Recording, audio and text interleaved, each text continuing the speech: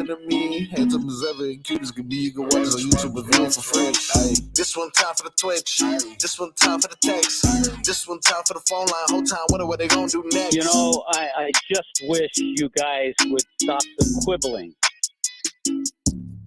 I don't understand something. How can you give me a by the way before we have not said a word to each other? And you were about to get on the air. Like what? I'll say that. What? By the way, if you ever subject me to Summer League basketball again. Why? Dude, it was a great time. There's a new condo on Brickell. Dude, that's not fair. That's not fair. That's right. That was a great game yesterday. That was a great game yesterday. I'm waiting for. We got a new star. Can Bronny do something? Dude. He just stands in the corner. Dude, he don't do anything. He don't do nothing. He's intangibles.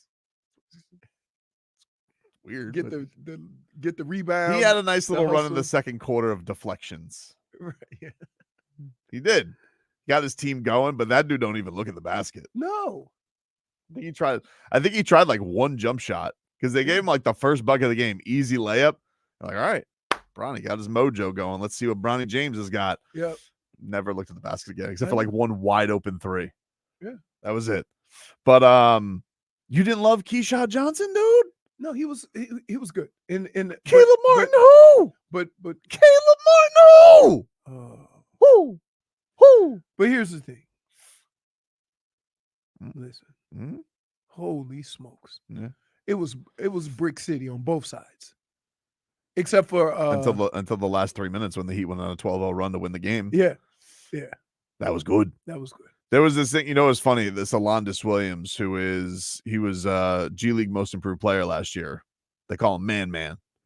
And he's got a bag. He kind of looks like Terry Rozier, to be honest with you. He's got like Terry Rozier to him. And there was one play, speaking of Bronny, I was talking to Dan Day about this. Dan Day in today, by the way, for Frog Boy, who left us high and dry. Not that we don't love having you, Dan Day, but it was just very strange that Frog Boy just dipped off the face of the earth last night. Yeah, but Dan said he knew. I didn't know. Me neither. I was in a car ride with Frog Boy yesterday. I gave Frog Boy a ride home, and then he goes, yeah, I got all these things coming up, and I got these comedy shows with crowd, but never mentioned, hey, by the way, I'm out. Right. I was like, oh, okay. I'm like, I'm happy for you, buddy. I'm like, I'm glad he was telling me he's got all these bit plans and all this stuff. And then all of a sudden 9 o'clock comes and rats off a ship. Just gone. God. So, but great to have you here, Dan. I guess I'm glad to be here. Yeah, right, man. Well, it's good to have. We needed some soccer expertise as well. So it is great to have you there. But so I was telling Dan before the show, we were talking about Bronny. And Bronny had like this one defensive possession because he don't have offensive possessions. All he has is defensive possessions. But he had this one possession where Zion pulling one of the Heat's two-way guys from Florida. He has him. Then he switches on to Alondis Williams. Didn't really bottle him up, but did, contest. Tough shot. Alondis Williams misses the shot. And the Lakers go up, I think at that point, 10 on the other end. And then Alondis Williams says, enough of you, child. And just like throws a shoulder into him the first time. Gets a bucket. But then, dude, he puts this move on him in the fourth quarter. Spin move between the legs, kiss off the window. And I was like, but poor Bronny got sent flying. Woo! Did he get sent flying? Looney Tunes. Oh, dude. All he needed was the music.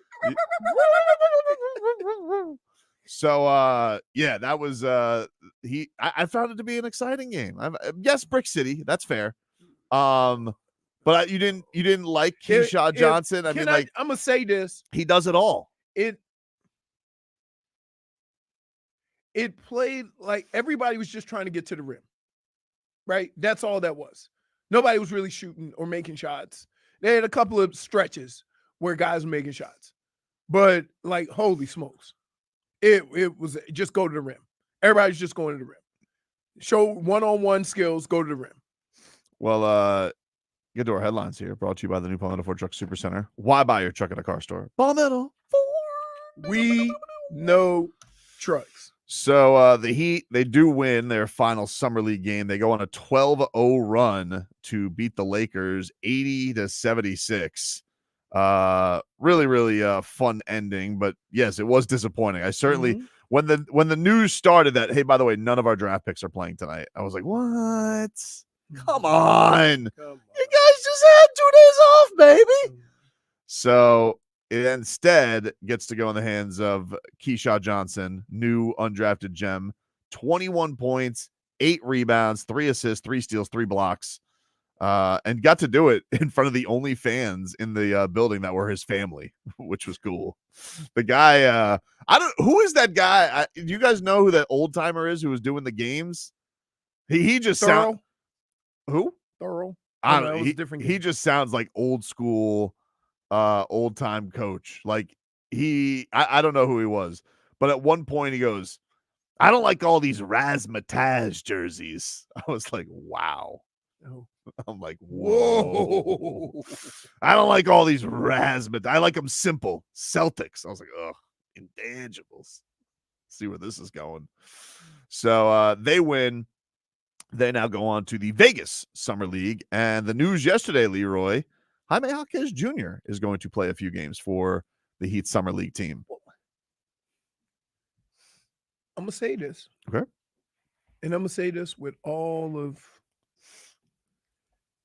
That guy played more basketball than anybody in your organization? 75 games. Yep. And he's the one you got going to Summer League? Well, I think he just likes to hoop. No. Stop. What?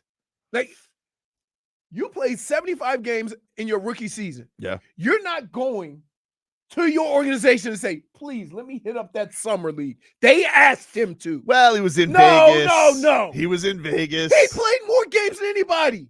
You know, here's the thing. You know what? What? The old Tom Thibodeau's franchise. What are you talking about? Really? Time should change. You got to set the tone.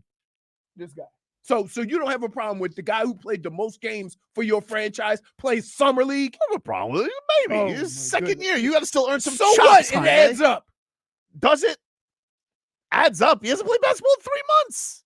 He was just playing with the scrimmaging the select team or scrimmaging Team USA. He's playing basketball.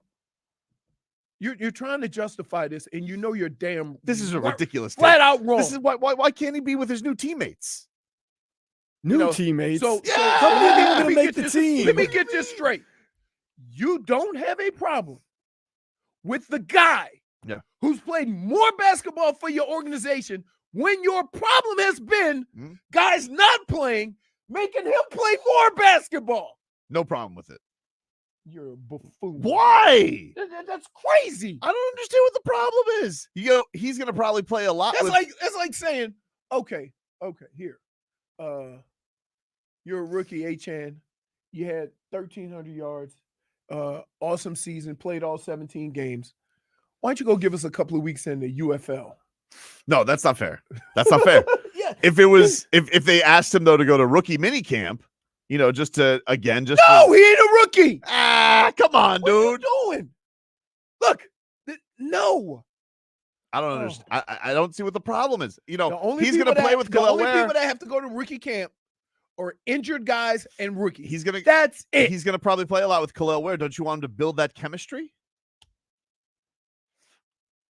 Have you seen Summer League basketball? That ain't chemistry. I've enjoyed every That's second. everybody get this. I love Summer League. Oh my goodness. I love Summer League going back to the days of James Ennis. I don't think. Look, Jaime could have said no. He could have said no. Really? Oh yeah. No, you can't. Yeah. Listen, he's at a position where he's not there where he can turn down the organization. But the organization should know better than him. He's a hoops addict.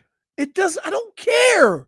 Do you understand? Hoops junkie. Do you understand what you just asked or suggesting? You're suggesting that's okay. Now, keep in mind, what has your team been plagued with? Guys not playing enough games, wearing down, getting broken up at the end of the season, baby. And the guy that played the most games, who looked a little beat up at the end, you're gonna say go play more basketball in the summer? Every once in a while, you need to rev up the engine. No, I'm not even listening to you. Terry Rozier's gonna be there practicing. Huh? Terry Rozier's gonna be there practicing. He's rehabbing. Well, at least they're with the team. No, he's rehabbing. There's a difference. I said that in the beginning of my comments. No. So you wouldn't mind if he's practicing with the team? What? If he's practicing with the team, that's fine. Yeah. But not playing. Practicing basketball is different than playing in games. Come on. What's the harm? But You teach This Swedish guy, Swish a like, few things. I'm not commenting on this. Like, this is just stupid. It's stupid for me to even think that you would have any idea of what I'm talking about. RMS says Tobes usually with you and your shenanigans, but Triple J should not step foot on a summer league court. -1. Jesus. Do you not understand how ridiculous what you're suggesting sounds? I'm not suggesting anything. No. He's doing it. But you're saying it's okay. Do you know how ridiculous it sounds? Because guess what? Guess what? You're going to be the first one in the beginning of the year, if he's sore and has to sit out a week or two, go play too much basketball in the summer. What? No way. Hold on. Let me get this straight. If Jaime Jaquez would have showed up to the Miami Pro League to get some run in, That's different. how's that different? Because when you say, hey, I need a break, come get me. Yes. You don't think they're going to give him that kind of liberty in the summer league? You think Coach Dan Masacchio is not going to say, "Oh, okay, Jaime"? No, you know what's going to happen? Everybody, once you get in the game, you want to win, right? Coaches, players, everybody want to win. So when you get in that environment, if Jaime is the only one making shots, which, by the way, what I've seen, he will be the only one making shots consistently. Zion Poland had moments. I can't do this. Let's go to break. Why? Because listen, I like this attitude from Luis. Jaime, Ware, Larson, KJ going to be nice in Vegas. Who cares? Are we trying to win Summer League? Is that something we're going to put in the Raptors? Dude, can I just say, you guys are ridiculous. Because here, this is how I look at this. When it comes January and February and March of next year, that bill's going to be due. And I don't want to hear not one of you. I don't want to hear it saying, oh, when Jaime's a little sore because dude's been, listen. No, but do you realize how much basketball he's played in the last year? Because they go basically straight from college into. He got a nice European vacation. He's good. 2 weeks. So you're telling me that a professional athlete who plays all those games and all those minutes, and Jaime played more minutes than anybody because he was the only damn one healthy. That's true. Right? You're saying, oh, go take a vacation. Take a couple of week vacation. When you get back, we going back at it? Back at it, dude. Dude, I wish, you know what I wish I could do? Here's what I wish I could do. I wish I could put your body through that. So you firsthand understood I'm not a hoops what junkie. These guys go. He's a hoops junkie. I don't give a rat's ass what kind of junkie he is. He's a hoops junkie. junkie. Too much is too much. You got to let your body heal. Why do we have to have takes about this? Like, obviously he wouldn't go if he didn't want to go. He loves hoops. Really? You think he's going to say to Pat, I ain't feeling it. Right. What? Right. That's what you're going to go to Pat Riley and say. You know that's. Well, let me ask you that. No, let's ask stop that. it. Hold on. We'll take a break because we got to take a break. But I have a question. I have one more question with this. Take a break back after this. Right. WQAM broadcasting.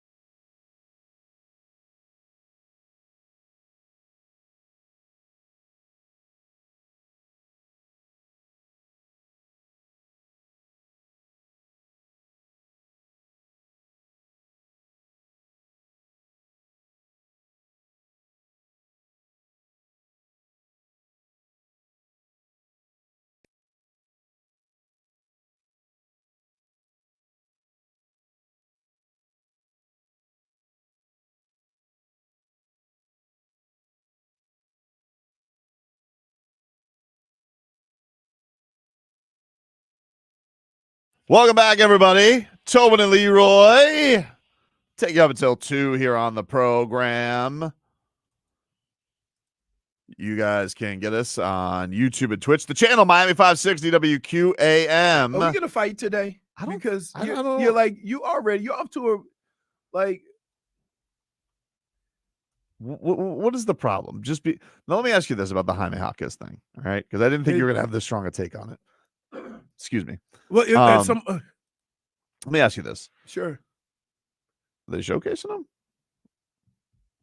And no. All right. I'm just asking. In Summer League? So you think so? Like, what else is the theory behind it? He's basically playing in an NCAA tournament. Yeah. So how you showcase somebody that's already played a full damn season in the NBA? I'm just asking. Yeah, wasn't he all rookie? But a lot of Wasn't he all rookie? first team. Right. So what? I would like to know. You know what? I was just the MVP of the Rose Bowl. I'm gonna go back and play with my high school. I would like to know how What many are first. you doing? I would like to know how many first team all rookies would have to have gone None! to summer league. None. I mean, he's probably going to play one game. And when I say one game, like 20, not even 20 minutes, 15 minutes. Word is he's playing a few. Really? Word is he's playing a few. What are they trying to gain? That's what I would. You know what? This is the Miami Thibodeaus. Well, hard to say. No, it ain't hard to say. Well, so you don't. I think this is crazy. You understand? All rookie. Hmm? The guy's played more basketball as a rookie Yeah. than anybody else on your team. Sure. Already been in a playoff series. Right. Yep. Let's go play summer league. I think they're trying to gel him with Khalil Ware. No. Why? Because I don't know. Because they'll probably play a Isn't lot more- on the second unit together. I mean, I'm not gonna say nothing. What? But if that's your attitude, Hmm? there's a couple other people that should probably go give them like. Well, not everybody would say yes. Who do you think should go? Name names. We don't need another hero. Wow. I'm just saying. According to your logic, Hmm? right? It Schme- would be the guy that played the least amount of basketball. Schmeathan says rumor is they're training Jaime to play the point, which would make sense if you want to get him in a little bit of a rhythm with Ware.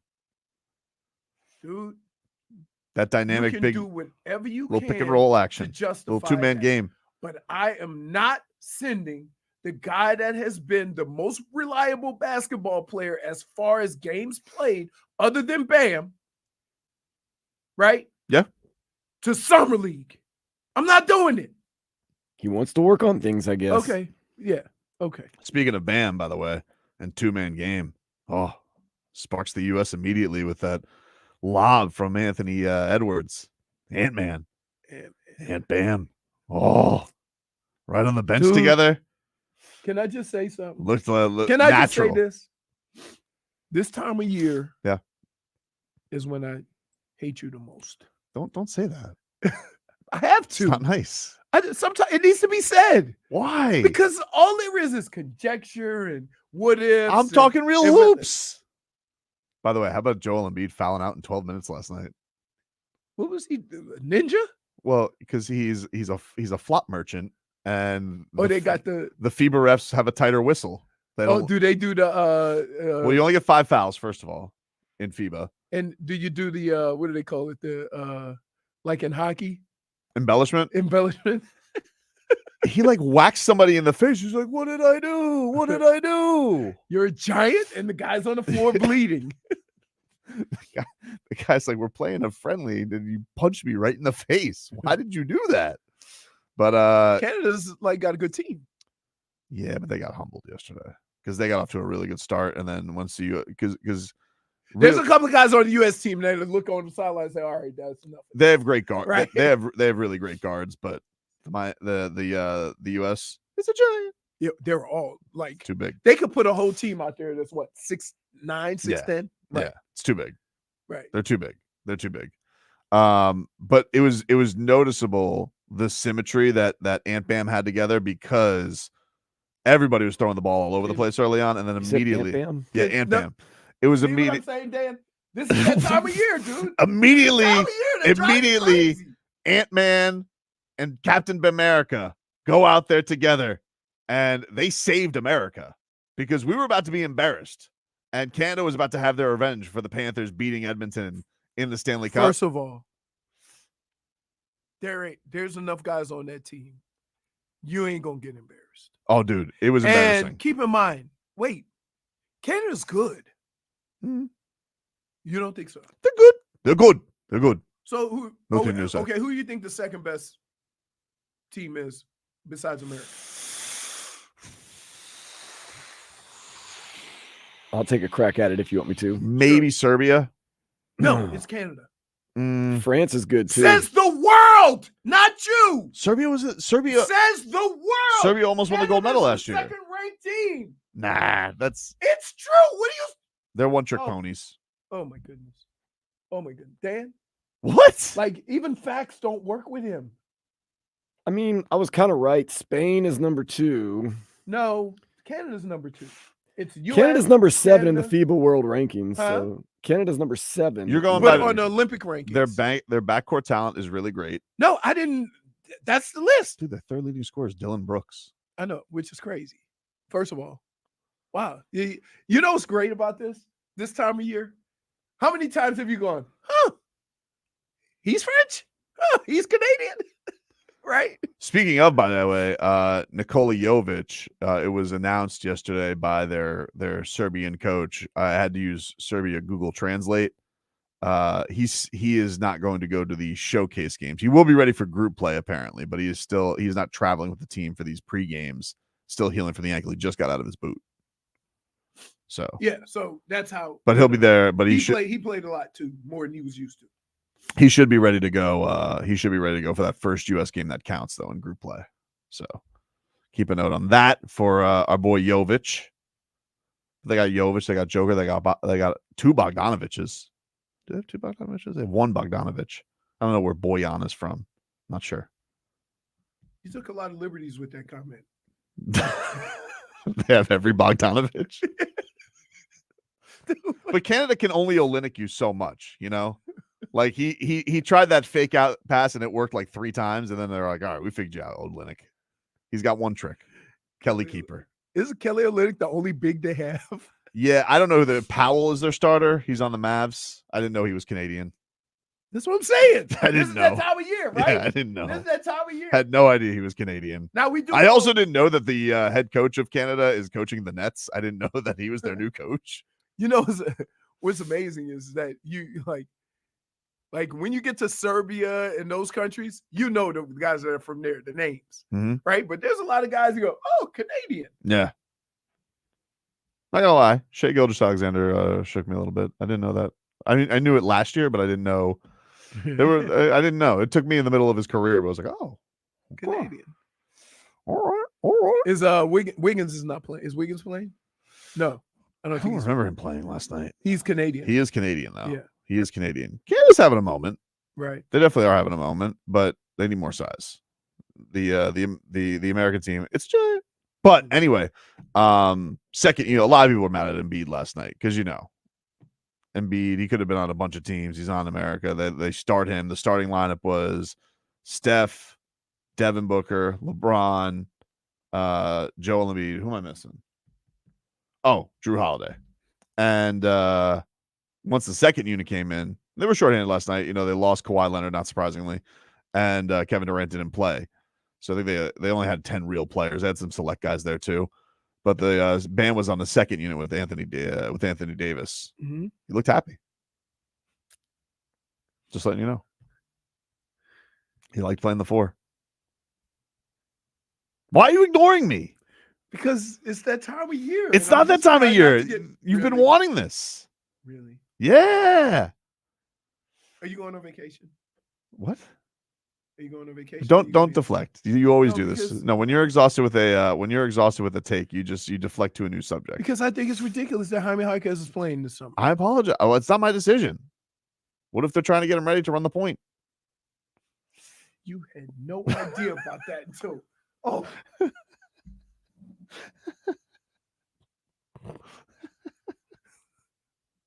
You're enjoying yourself, aren't you? Take a Like, break. hey, Hmm? let me tell you something. I'm gonna tell you right now. Hmm?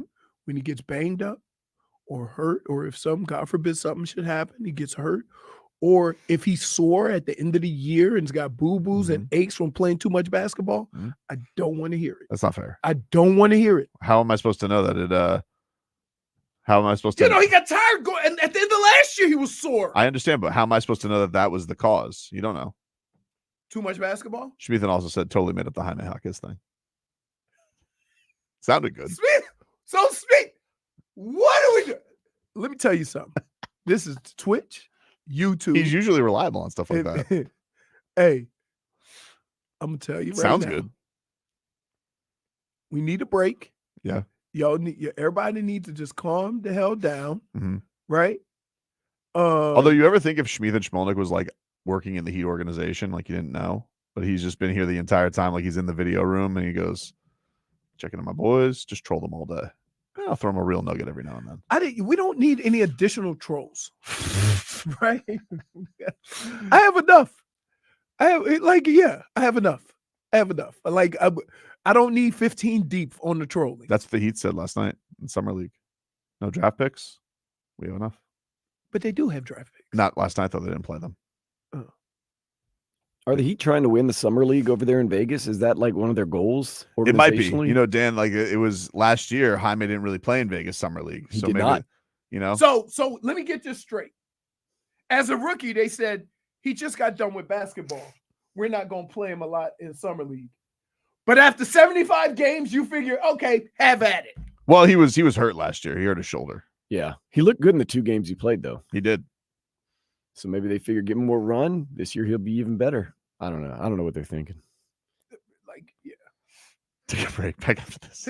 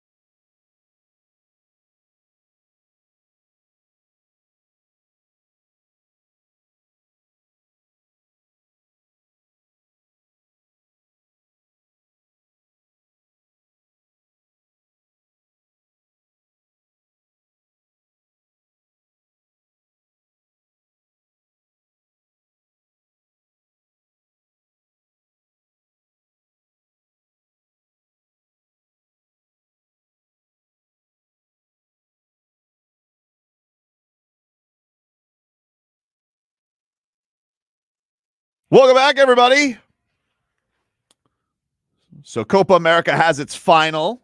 Yesterday, Colombia beats Uruguay 1-0. Gonna be a good-looking crowd Sunday.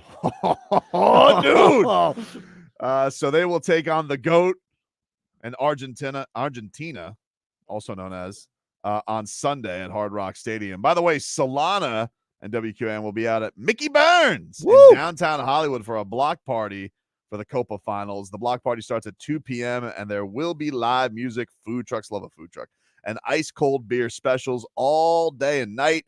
You guys can enter to win a pair of Inter Miami tickets and go see Messi play and many other cool giveaways. Solana will be there at Mickey Burns at 2:00. You got the Gooseys, Dan Day. You excited about this? Those watch parties are awesome. You know, I'm limited in how I say that you can win prizes, but Leroy, they have the best type of beer at those watch parties. Oh, you know what the best type of beer is? Free. Yeah. It's Thursday. You'll be by me this tonight, right? Of course. Yeah. I live at Duffy's on the weekend, but Duffy's is so good, dude. I mean, good. That buffalo chicken sandwich. Speaking of free beer, come on by tonight, Leroy. I got you, man. Free drinks. I know the last time I went, we played the little the trivia. Yeah, trivia. And your wife stops and goes, "How are you going to get home tonight?" To me. I don't know why she asked that, but she asked, "How are you going to get home?" You go, "He's a professional." He'll figure it out. Well, is this the result you expected, Dan Day? You are our soccer expert. Colombia beating Uruguay yesterday. They did it shorthanded, yeah? Didn't they? Yeah, they did it shorthanded most of the game. Did Bones Jones somebody in the middle of the game?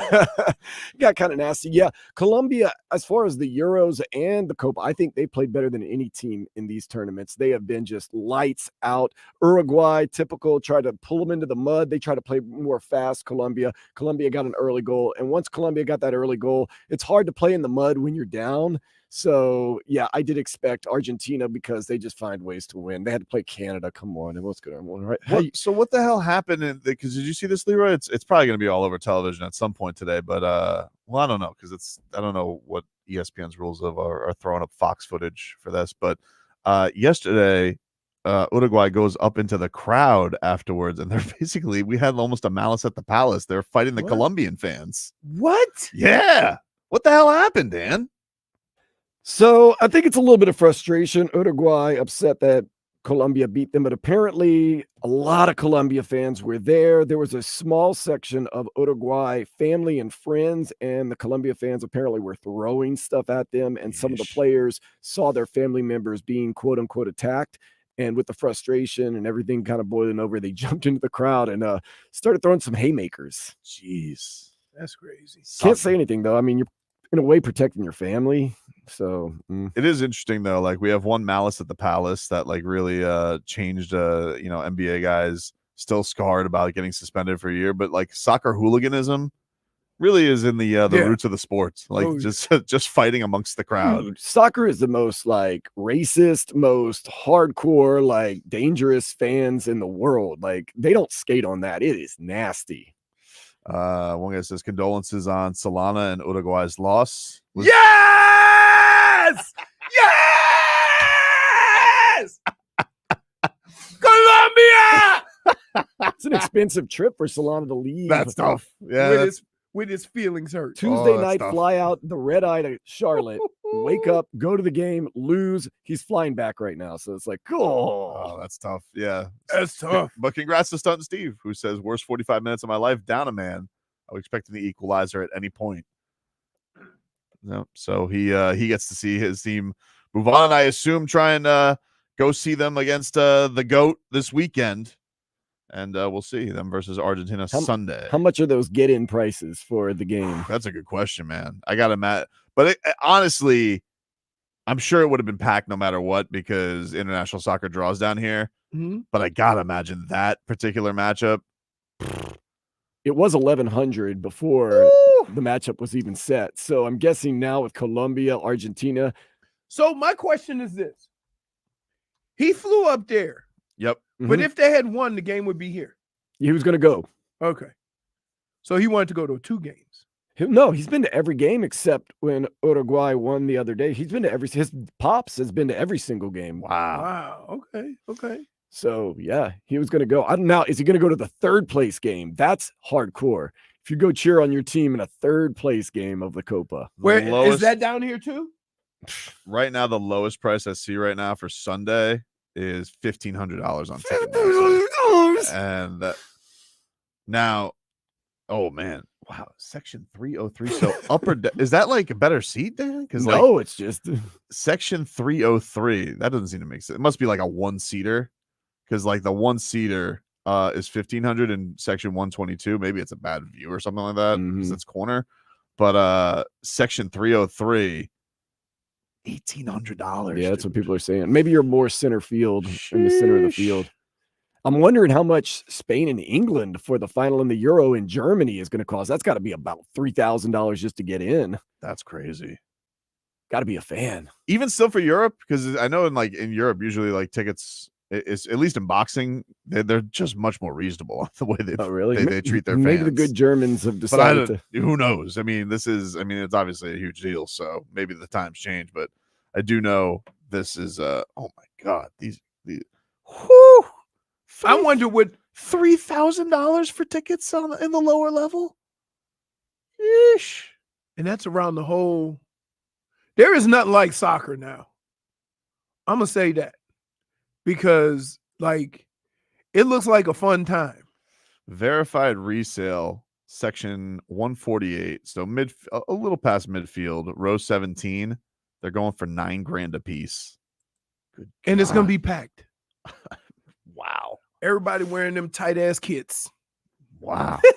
Yep. Because I don't know whether they make them Dan one size fits Dan because they all get into the same. Very tight. Now I got to tell you, down here, not so bad when a female wears it, but when the man is trying to fit in the same shirt, right, it's a little uncomfortable. Looks like a lava lamp sometimes. Yeah. They still think they can run though. Right. Man.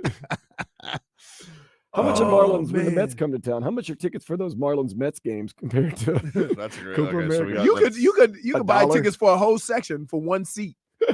You could probably buy. I mean, like just the whole section, season tickets up into next year, and you wouldn't hit $1,500 for the Marlins now. My God, that's crazy, isn't it? Yeah, man. All right, so Marlins next game for them. It's the Mets a week from tomorrow because they're at the Reds. Oh, that's going to be a good one. You get to see Ellie De La Cruz play against the Marlins in Cincinnati, though. They're like, here you go. This is what a real prospect. They get the All-Star break after that. Because remember, Tanner Scott is our lone representative from the Marlins in the All-Star game. And he might not even be a Marlin by the time he gets there. Nothing gets everybody fired up like an all-star reliever, which is nothing against him. He's been very good, but still. So the final is Colombia versus Argentina. Correct. By the way, $5 tickets for Marlins Mets on the Monday wraparound series. I say, you know what? I can get you a better deal. You know what? Give me this whole section right here.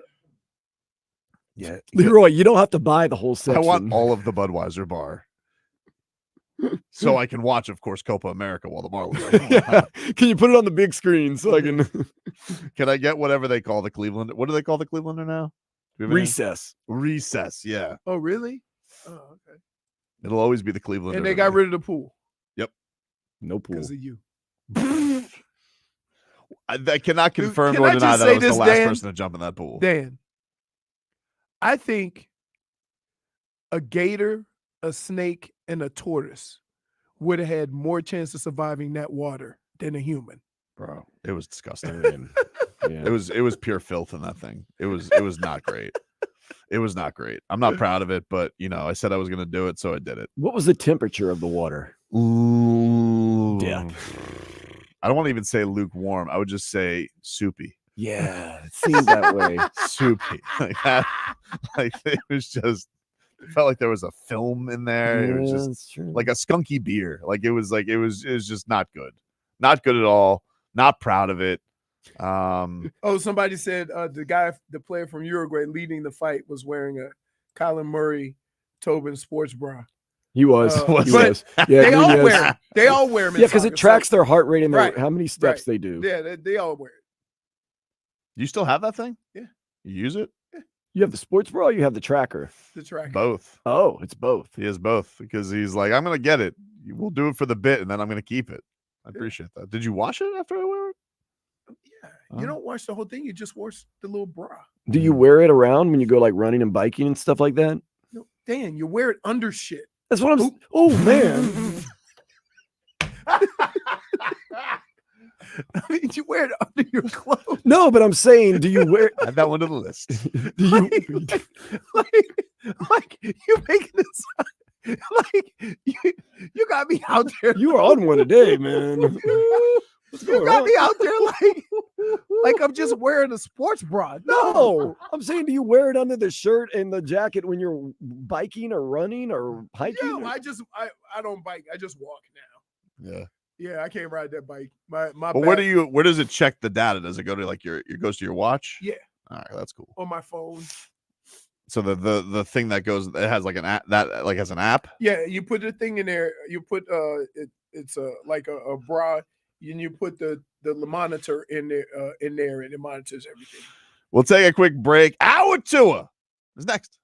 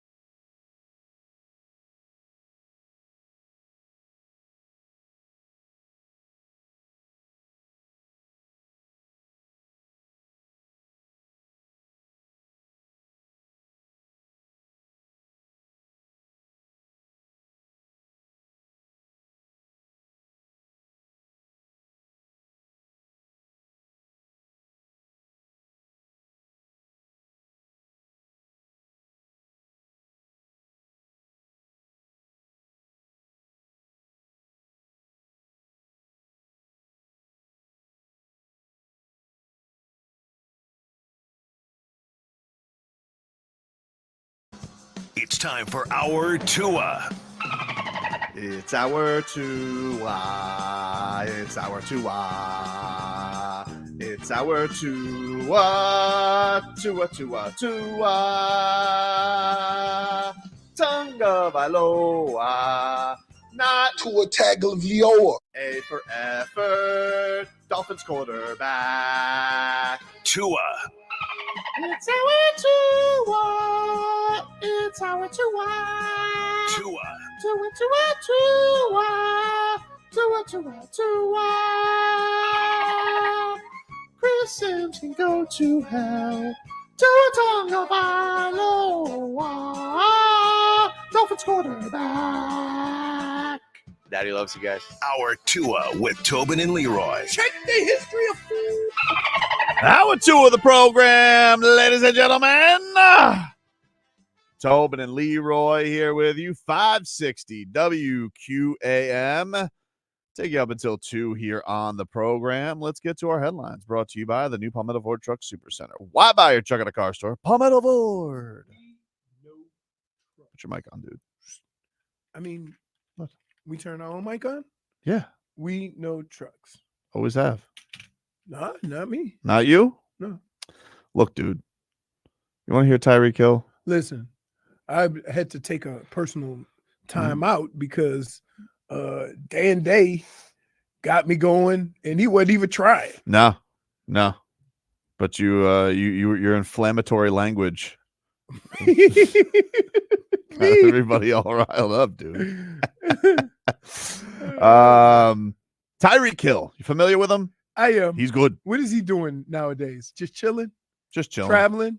Or I he's don't in know. town? I don't know. He's got a baby on the way. Yeah, he does. Number 10. Wow, really? They were joking about it, but we were doing the math the other day, and it's around 10. Yeah, he and his old lady, what's her name? Something Vaquero. They're having their first child together. It's a girl. Oh, congratulations. So he would play 5-on-5. Maybe they won't need Jaime. Well, the cheetah, he was on his Instagram, and he's bored. he gave his top 5 QBs. Here was Tyreek Hill.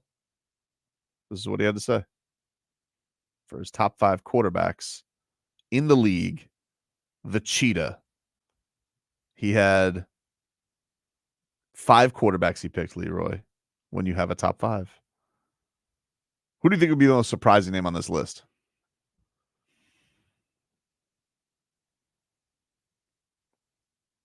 Anybody you think Cheetah gives respect to? I got one, but I know the would list. say maybe somebody like Jared Goff or Kirk Cousins. Ooh, Kirk Cousins, man. You have it not in? We have the Tyreek Hill. No, that's all good, buddy. Don't worry. Tyreek Hill, top 5 quarterbacks. On his Instagram, this is what he said: Patrick Mahomes, Mhm. Tua, Mm-hmm. Lamar Jackson, Mhm. Dak Prescott, Mm-hmm. Baker Mayfield. No, he didn't. Swear to God. It's true.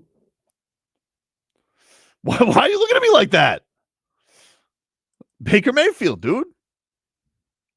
You think he's trolling? Yeah. Really? You don't think he respects Baker's game? I respect Baker's game, but Not top 5. no. You can take, I mean, first of all, the infatuation with Trevor Lawrence and Justin Herbert is just based on how they look. Sure. Because if Tua had did the same things in those situations, we'd still be having conversations about Tua. So let's keep it real.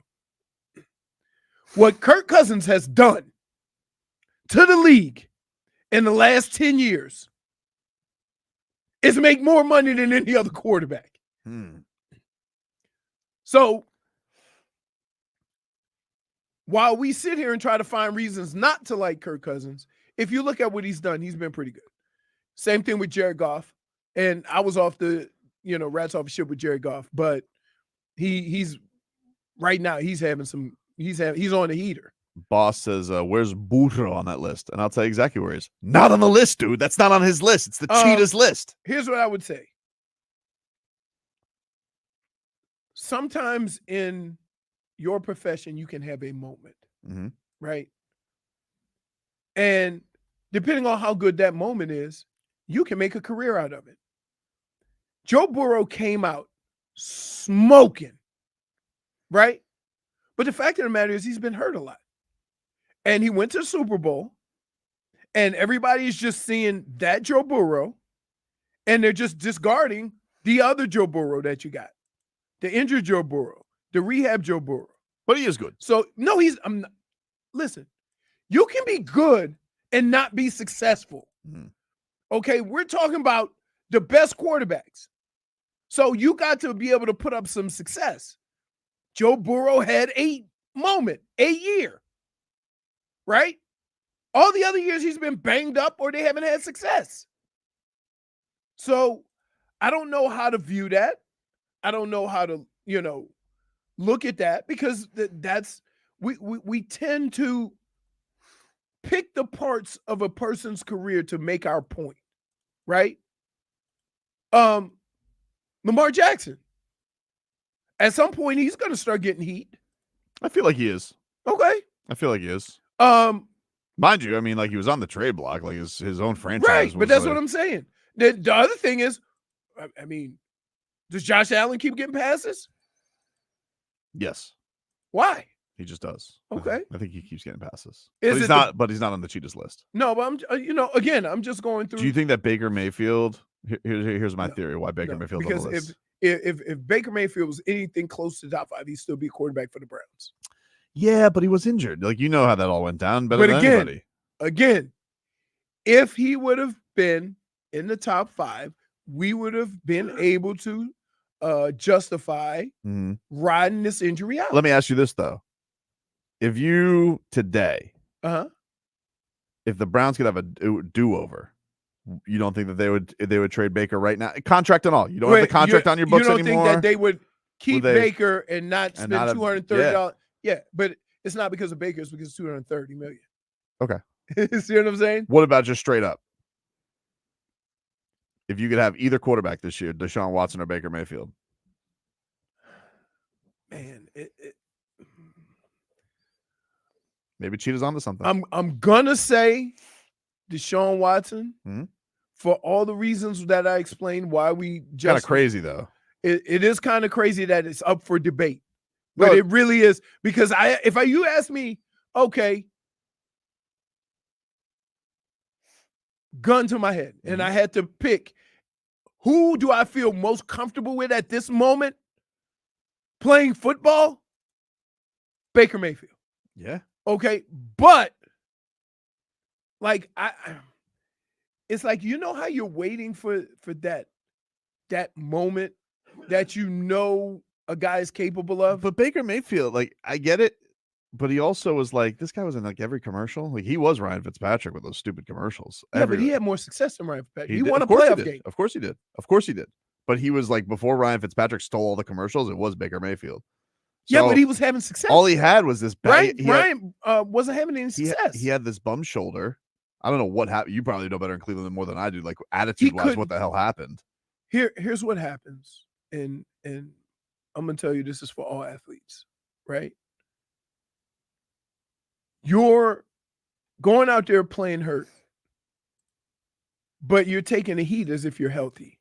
Yep. And it becomes frustrating. It becomes frustrating because you're your team's best option. And maybe you're not able to do certain things, and you're taking the heat for that. And, every athlete says no excuses. That's not an excuse. I'm out there, I'm playing. And it gets frustrating, right? Because then what happens is your team doesn't acknowledge that. And they pile on with what everybody else is saying, and they know the truth. And so it becomes a hard thing to deal with. So I can see how a player during that process could get frustrated and kind of bitter. And that's kind of what happens with injuries sometimes, is that, they want you to, hey, give me whatever you got. Give me what you got. You got 50%, give me 50%. And then you criticize them like they're 100%. So I know a lot of players that say, if I'm not healthy, I'm not playing. Because, look, Once I get on tape, I'm getting criticized like I'm 100%. So I'll wait until I'm 100%. Whoa. Hmm? We just get up? I don't know.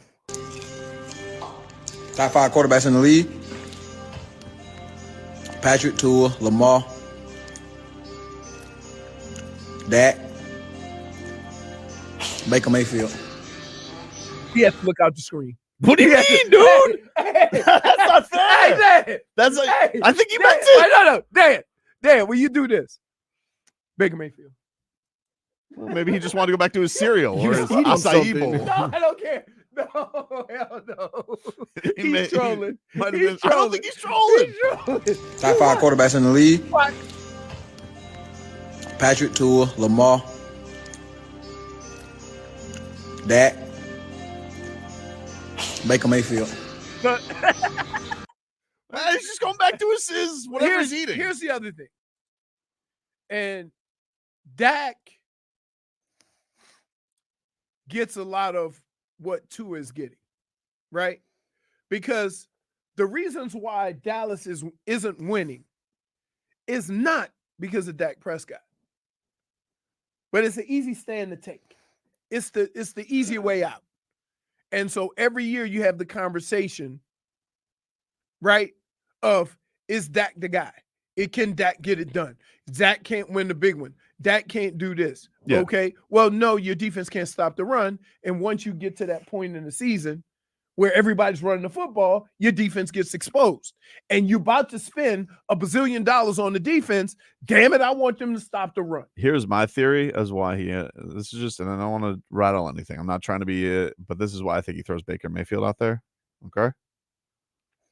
Let's just say negotiations hit a snag, right? Oh, that's trolling though. It's not trolling. No, That's laying the Tobin. groundwork. That's a Tobin right there. They're laying the groundwork. So he's like, Just in case but things wait, go. no. things But wait. Hmm? So a lot of things have to go in order for that to happen. Because keep in mind, CeeDee Lamb, did CeeDee Lamb get his contract? CeeDee Lamb didn't get paid yet. No. So I wasn't even, but CeeDee Lamb, I wasn't even talking, Dak, and but I wasn't even talking Dallas. I was thinking Tampa. I was thinking, like, let's say, Just up the road. just up the road. So if things go awry, if things go and the contract negotiations aren't fit, okay, you guys want Jalen Waddle to be your number one? All of a sudden, I got this little parachute area. Baker Mayfield, I called you a top 5 but no, quarterback. like, here's the deal. He's a savvy cat. Here's the deal. It's a cheetah. Everybody know Jalen Waddle ain't the number one. But here's why they paid Jalen Waddle. Because Jalen Waddle going to be here longer than Tyreek. Yes. And so, like, you take care of it now. But here's what confuses me about this organization. It confuses the hell out of me.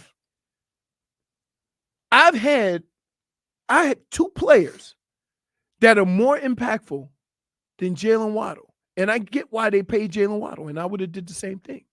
But there's 2 players that you've had in the most recent years that have been more impactful, and you decided to wait. One of them you lost. And now we're doing it with Tua.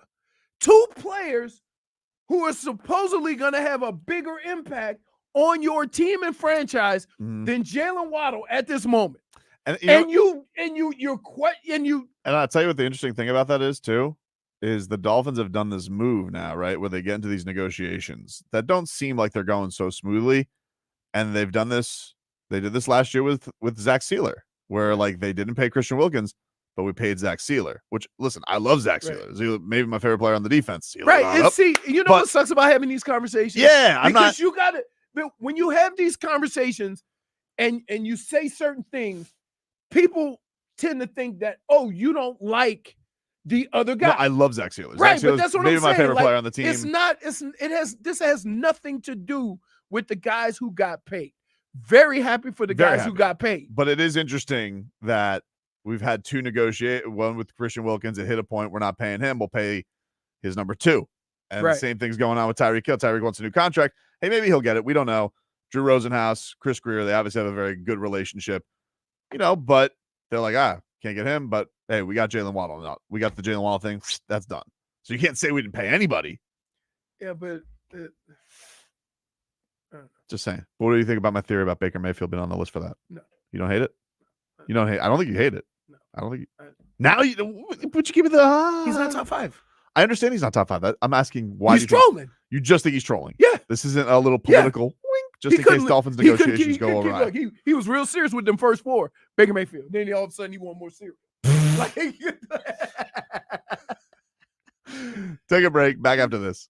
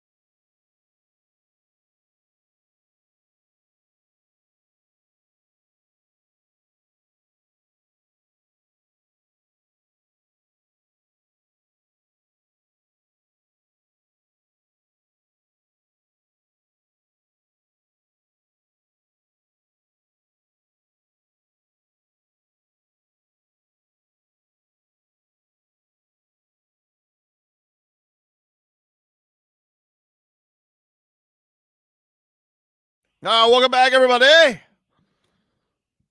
Tobin and Leroy here with you, 560 WQAM.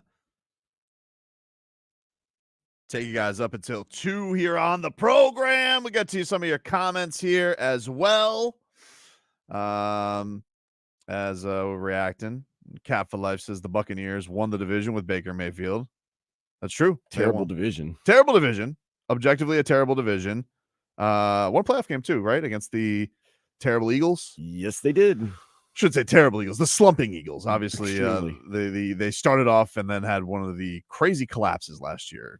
Very, very strange by them. Very, very strange that went down the way that it did for Philadelphia last year. But nonetheless, playoff win. Baker Mayfield, big numbers in that win.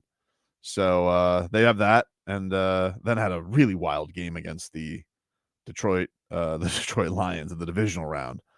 But I tend to think that like my lean on it is I do think Baker Mayfield is got crushed a little bit too much because of how things ended in Cleveland. Mm-hmm. I don't think he's top 5.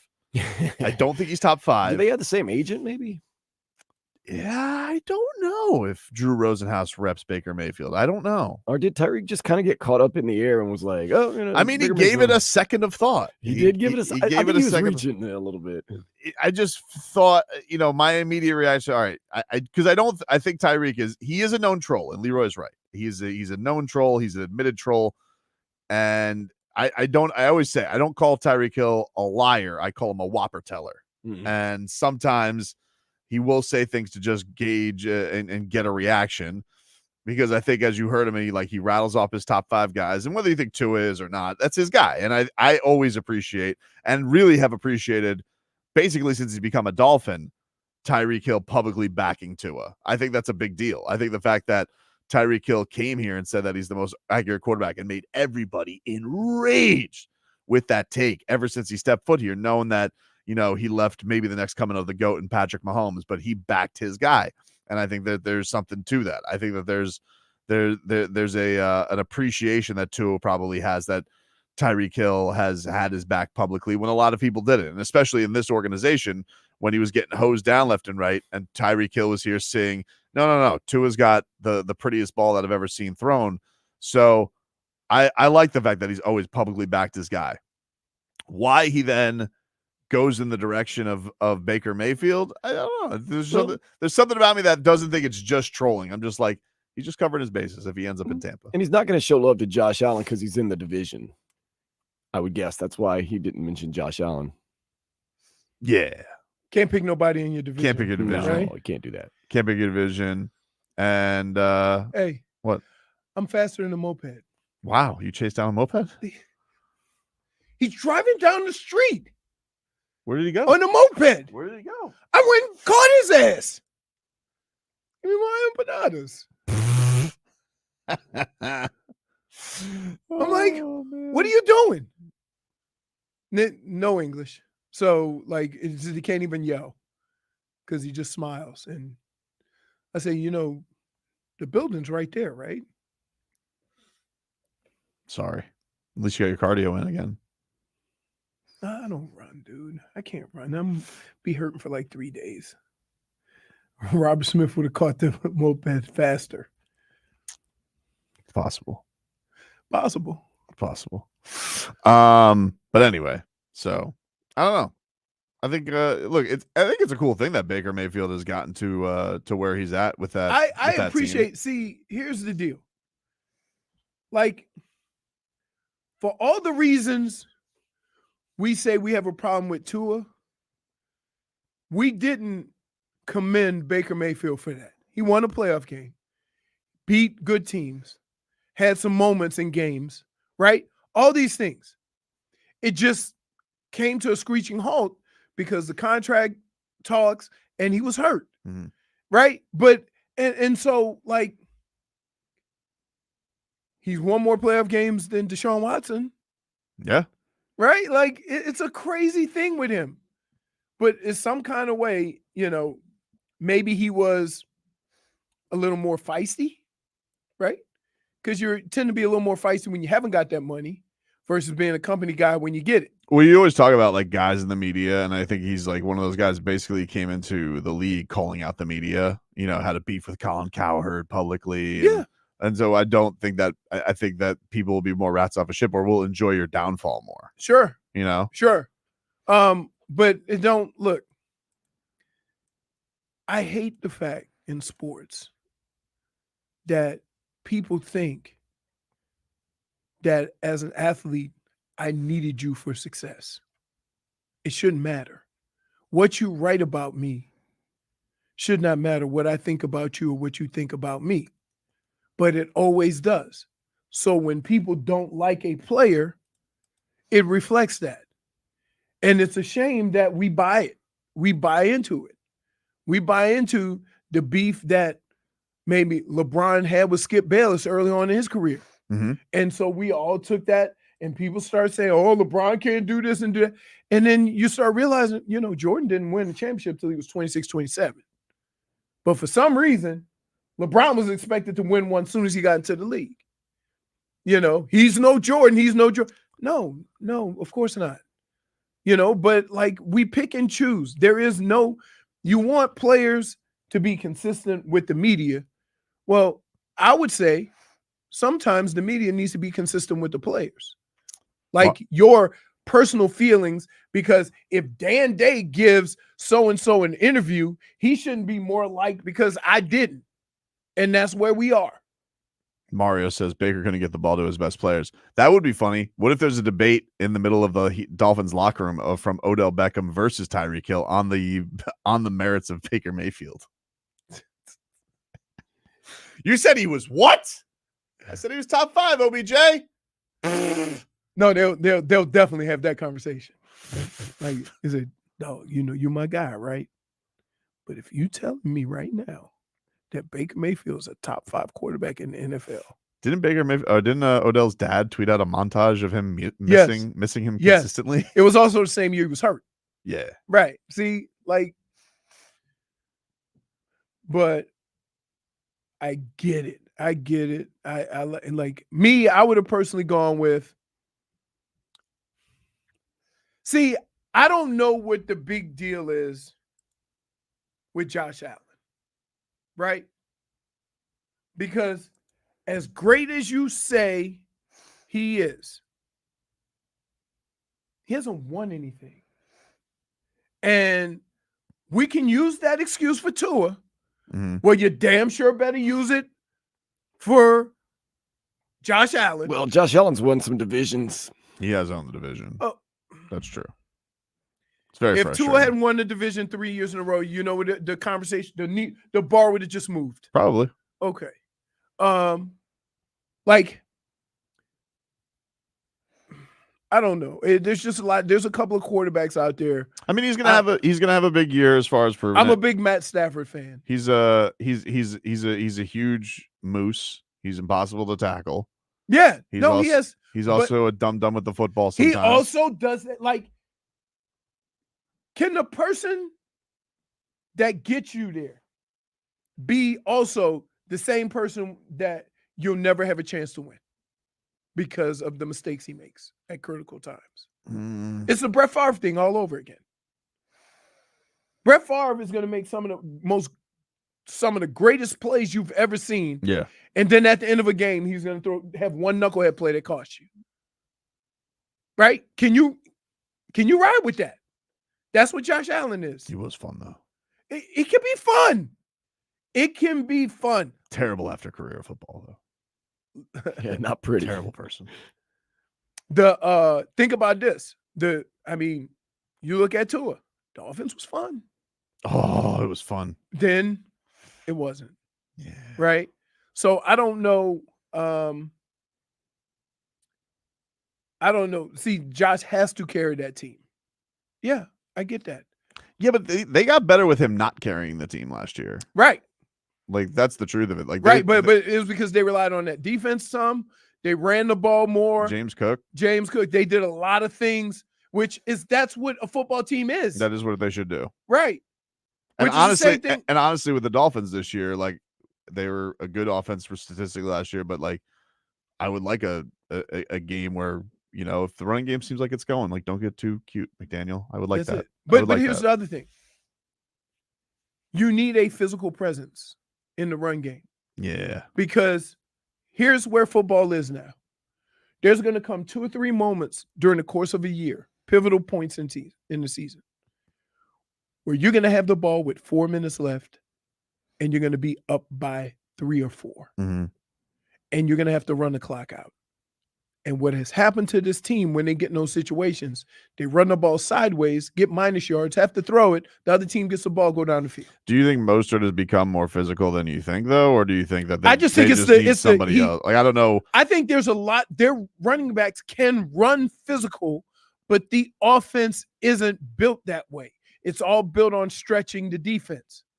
At some point in time, you're going to have to line up man against man and be physical and wear them down at the end of games. You look at all the teams that win Super Bowls. That's the one thing they do well. Those pivotal moments where we need to run the football, they can run it. Now, there are some exceptions to that. But, for the most part, when you look at the teams that have won, it's their ability to run the ball in December and January. That is true. Isaiah Pacheco is a rough tackle. Right. Yeah. There's stretches where he was, okay, why we kept the ball. He was why Patrick Mahomes gets another chance. Like, we don't have to just depend on Patrick Mahomes. And I think because of how they run, not that they run, they've never really had that moment in time where we're just going to line up and we're going to be physical and we're going to go downhill. Yeah, and then it just felt like any time that they did get momentum with that too, he'd go away from it. Like, I don't understand that. Like, that is the one thing. Right. Like with him, here's what you got to do you think like that is that going to get better with experience with him, or is that just a philosophy? Because here's what happens. And we're talking Mike McDaniel, obviously. When you and I'll use my own experience. When I first got into the league, I wanted to make a splash. So every ball I got, I wanted to try to go take it the distance. Now, that's not my game plan, right?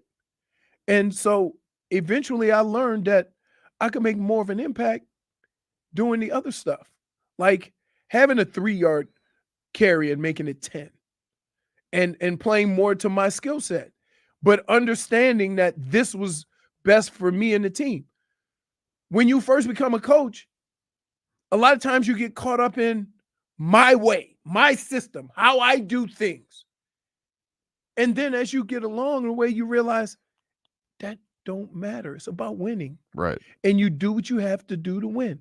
That's one of the things that that's one of the most underestimated things about Bill Belichick.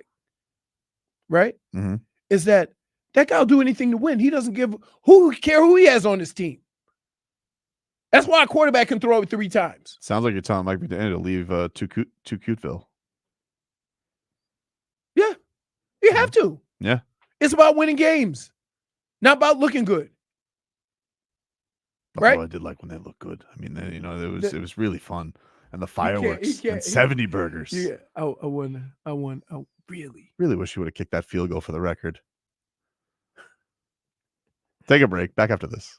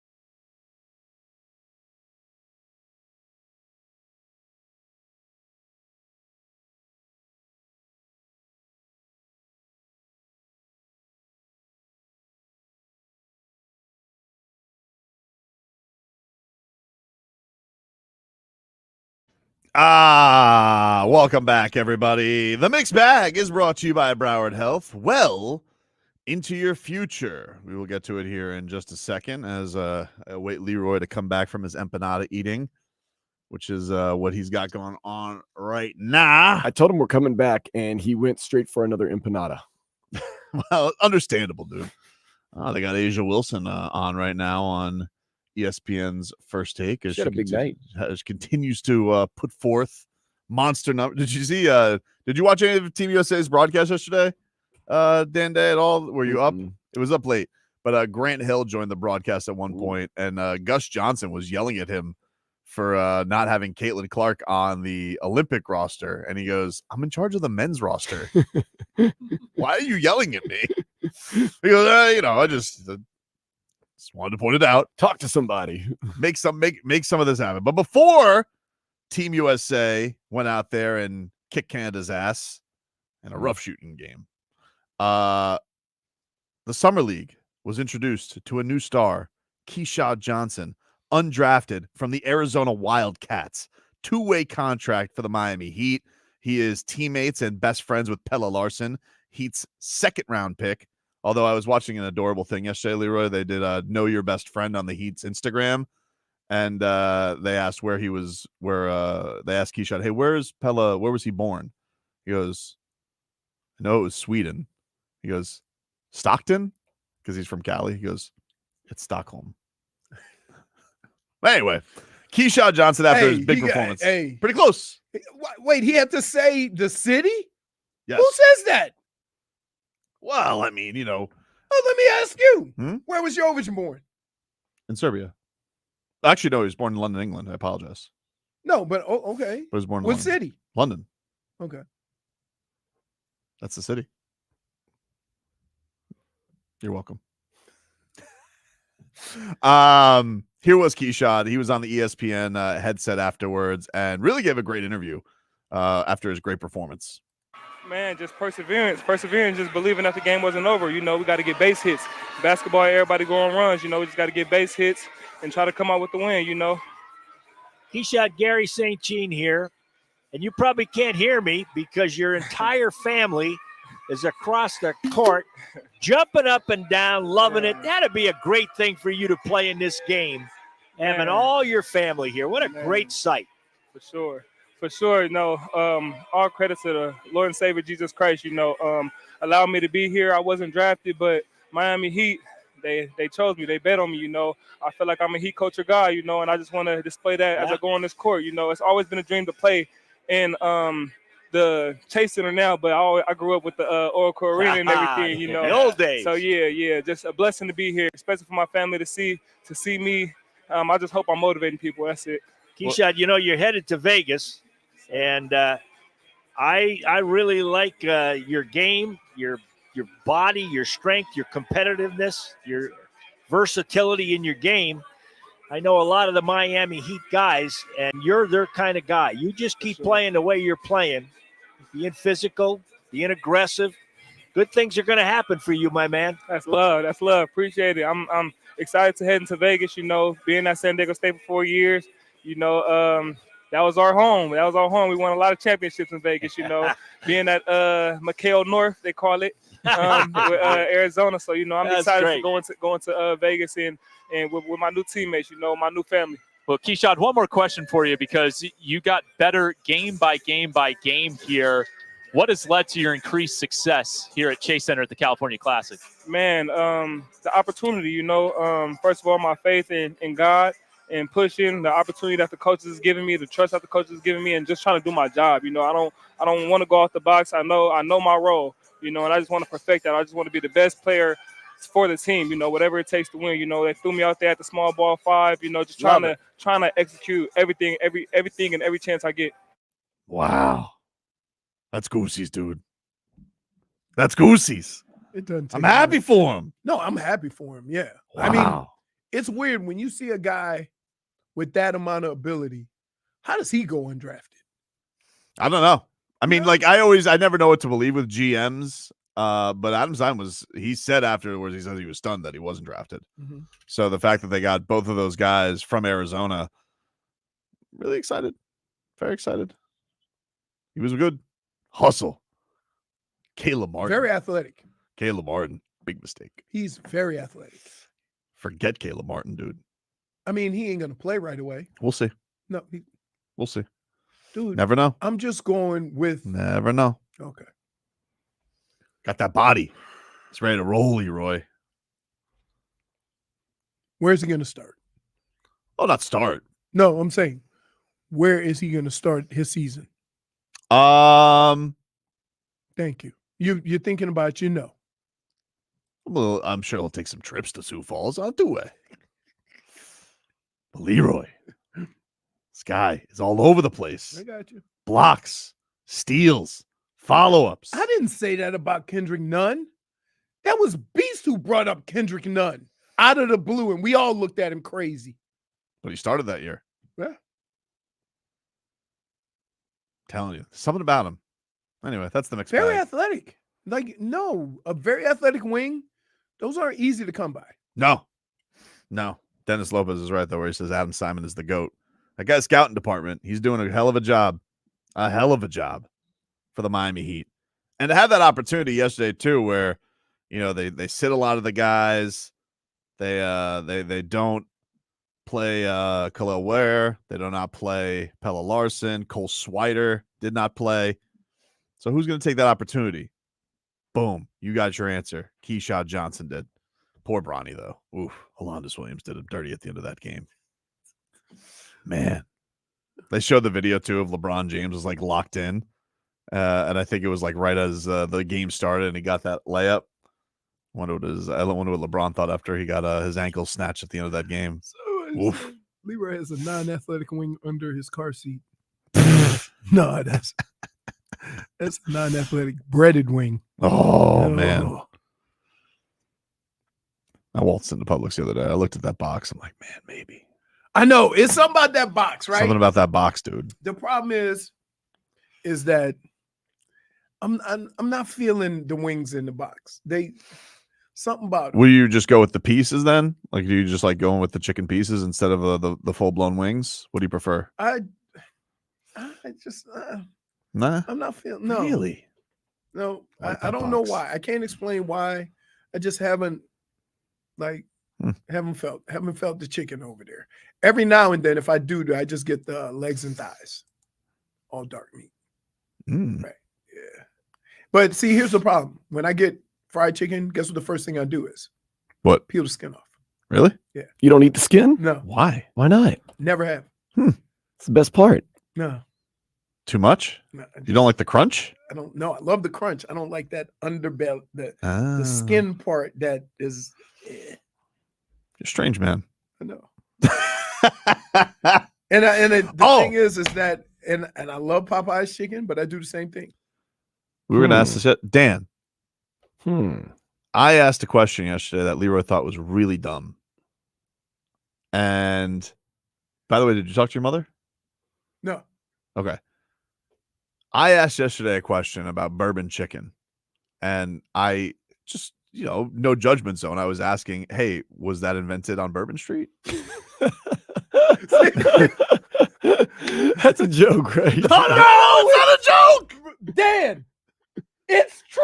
I was just, He was just asking it, and I got mad, and it was never heard of it. Nobody from New Orleans has ever heard it's that. on dude. Google. I was gonna Nobody say, from New Orleans has ever heard that. What is bourbon chicken? Is it have a Bourbon bourbon? in it. You ever go to the mall? The Chicken the on the chicken they stick? always have on the stick is Yeah. bourbon chicken. Oh, Like bourbon chicken is, what would you say? It's like a fourth starter in chicken. Like you're never gonna. It's never the. No, you're ace. never gonna make it. I made it before, right? Just regular bourbon chicken, not the cut up, but I did a whole, pieces. But with Google it. said it wasn't But invented wait. in New Orleans. But when you go to the mall, right, they always have bourbon chicken. okay. And so he asked that question, and I gave the same result. Like, now, It's here's literally kicker. the first line in its Wikipedia. Yeah, it says it's because of Bourbon Street. Oh, It Okay. says No, that's bourbon, what- and I'm like, I can guarantee you, not one person from New Orleans knows that. dude. I It was- is the first This is the first paragraph in Wikipedia. Bourbon chicken is a dish named after Bourbon Street, New Orleans. And for the bourbon whiskey ingredient, the dish is commonly found in North American restaurants serving Cajun-themed or American Chinese cuisine. No. I'm telling you, dude. I I've was never on been Bourbon into a Street a month Cajun ago, theme. and I did not see any chicken on the street. Right. Hmm. That's what I'm saying. I don't know. I Like, just we're from I there. don't We've like- never heard this. okay. I asked a question out of ignorance. You all judged That's me, just and like- then it turned out that I was right. You were Here's right. the other thing. Here's the other one. Dan, have you ever gone outside of Louisiana and had what they deem Cajun chicken? Oh goodness. And I'm like, What does that mean? they just basically blacken it or put like seasoning all over it. And I'm Oh. like, I've never heard of this. So it's just chicken? Huh? It's just chicken to you? No, it's just no, it's not Cajun chicken. It's not. Yeah, I've never heard of that. I'm like, wow. So when you said that, right? I'm like, what? Hmm. Like, there's some people taking some liberties because I bet you nobody from New Orleans knows that. Well, apparently Now, not. isn't that 'cause crazy? You're the only two that I know, and neither one of you think that what I said was smart, but Right. I apologize. We're- I mean, I did. And we're not there like we're eating. Like I know. everybody in New Orleans eats. Mhm. So when we say, "Oh, I never heard of that," it's not because you're particular to certain type of food or whatever. We eating everything. Jarrell says they also think that Cajun and Creole are the same. Right. Hmm. Exactly. What? It's not. Creole is way different than Cajun. Yes. Which is better? Cajun is not like Cajun is not food. What's the one that's always in the mall food courts? That's Cajun Cajun chicken. chicken. No, Cajun kitchen. Cajun kitchen. Yeah. Yeah. No, they just take some they're taking liberties. They have bourbon chicken. Yeah, of course. Again, dude, I have been introduced to more New Orleans dishes outside of New Orleans. You, like, understand, think about that. When you are from a place and you've had more dishes Mhm. outside of where you grew up that say it's from where you grew up than you've ever heard. They take liberties because it sounds good. Oh, it's called Cajun Grill. I apologize. Sorry, Wax Attack. We'll take a break. When we come back, Bam Adebayo. Pretty pissed at the media. That's next.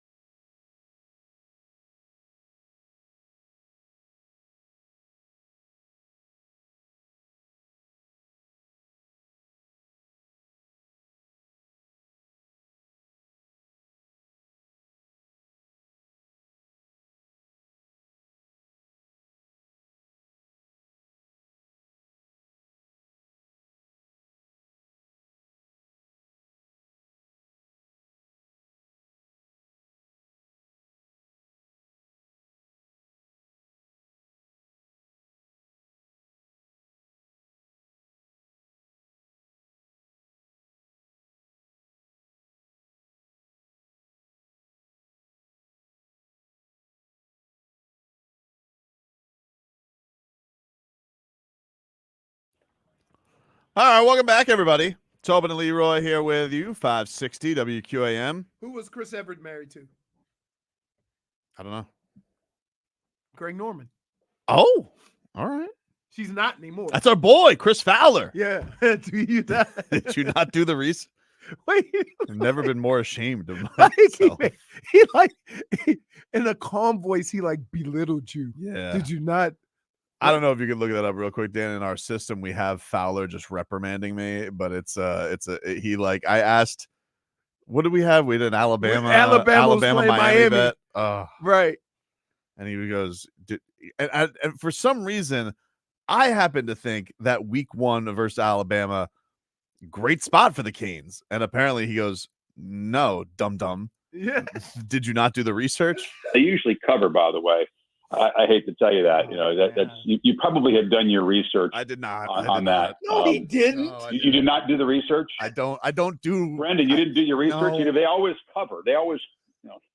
I know, Chris. I don't do research when it comes to the Canes. I put on the turnover chain and I walk around with swag and I throw up the U and I say that Leroy is a hater. That's what I always do.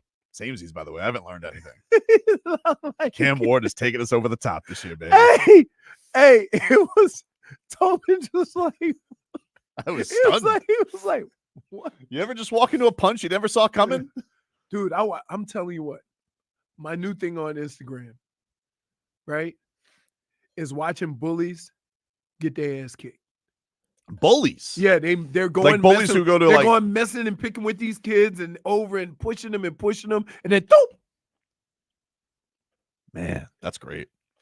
What did you do? Did you just hashtag bully beatdown? Like what did you No, do? I just scroll through and it comes up. Did you ever see when Jontay Wilder did that to a troll? No. Yeah. Knocked him out? He invited a troll to his gym. This was years ago, before I think he was even heavyweight champion. A guy had like just been messing with him on social media. He goes, come to the gym. We'll have it out. Killed him. Not literally killed him, but Right, you know what I mean. Did the guy shut up after that? I assume so. I don't know what happened to his account. I'm not positive. I'm not positive what happened there. We'll get to our headlines here, brought to you by the new Palmetto Ford Truck Super Center. Why buy your truck at a car store? Palmetto Ford. We know trucks. For those who did not see the hoops last night, you had Team USA. They took out Canada 86-72. Bam Adebayo. No scoring in these things. It's No. like college. It was a really it was not a fluid game. It's like college, right? Yeah. Like college scoring. Even in summer league. Summer league is woo. I'll tell you what though, man. There was this one play. LeBron got the alley-oop from Steph. And it's still like, I mean, I can't believe what he's doing at his age. It's crazy. It really is nuts. It's like both teams are going. He can still do that, huh? It's wild. Look, see, they practice with each other. So this is warm-ups right now with Wimbledon. They do serves and then they hit the ball back and forth. Barbara Krejcikova.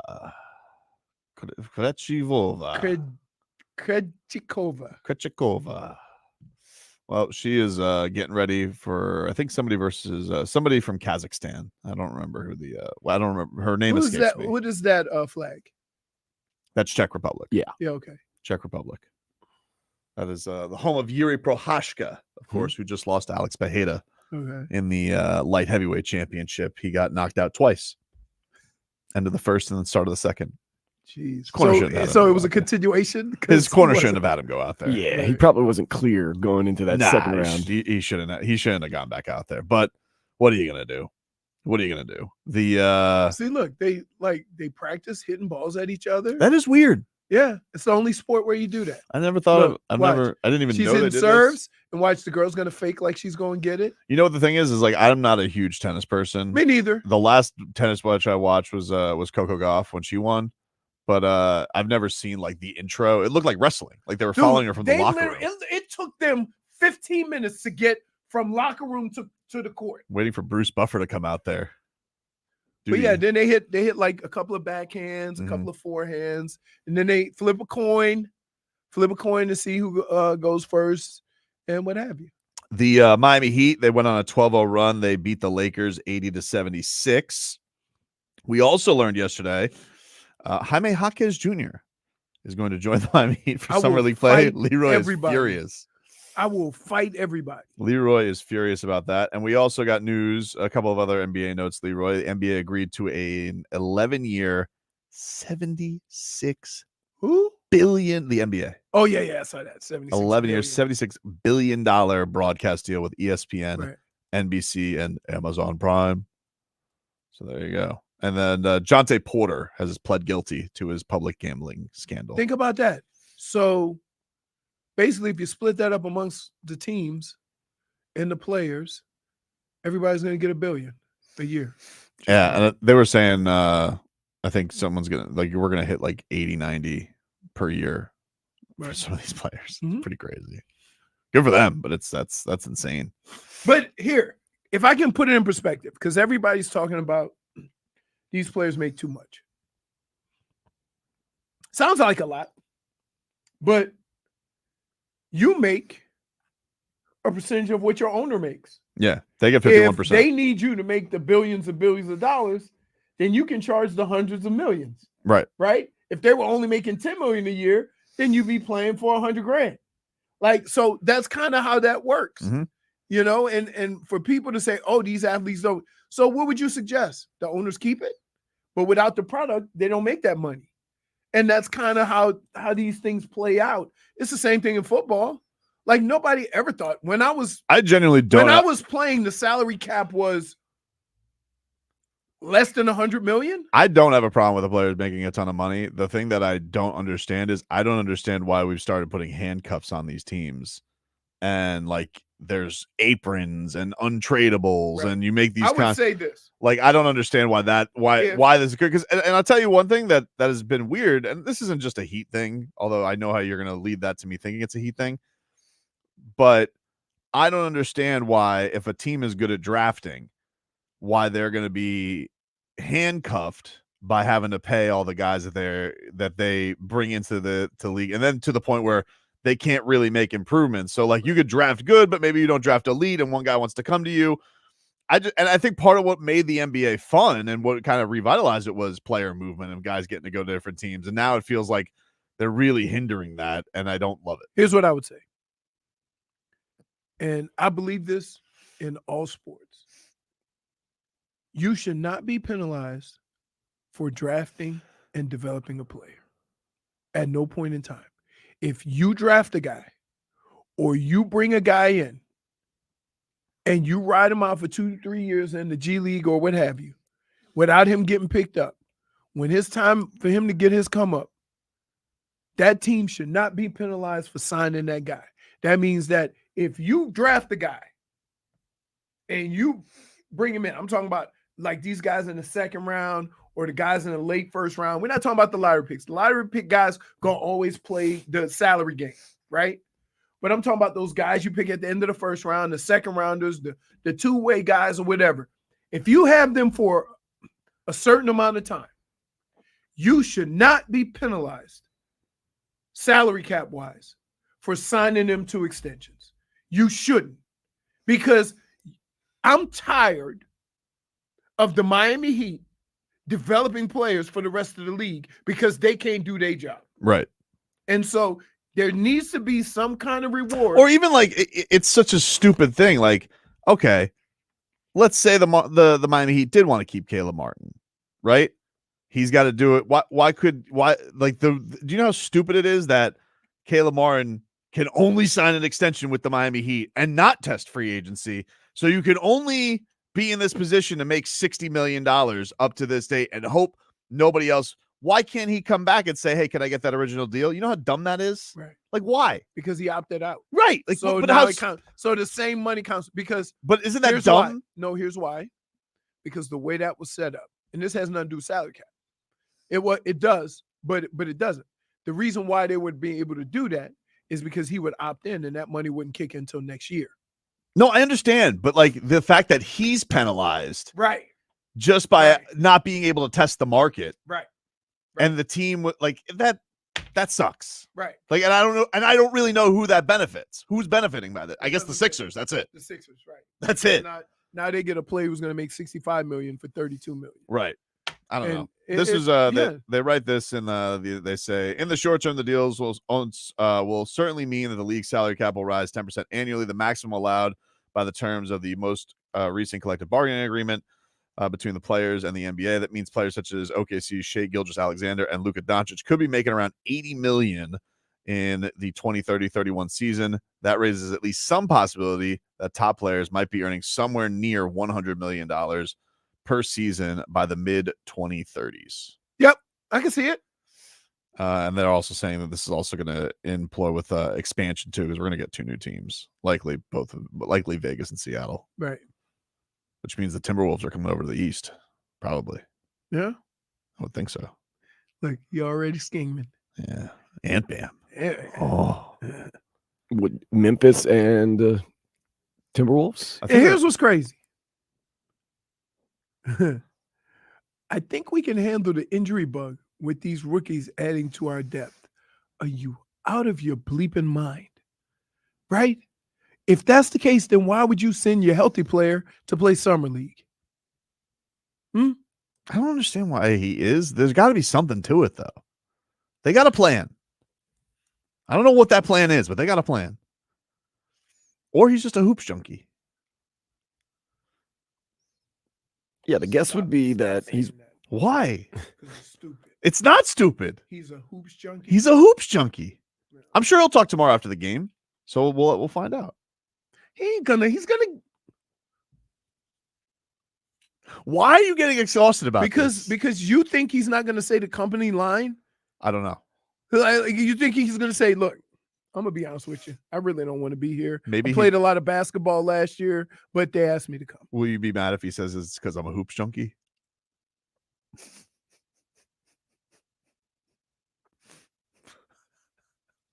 I would never speak to him again. We would do an interview, and I would just sit there. Really? I would just sit You'd there. ban Jaime Jaquez? Yes, I won't talk to him. No. What if I ask him the question tomorrow on the No, Zoom and I say, Jaime, did you play in Summer League based on some plan, or are you just a hoops junkie?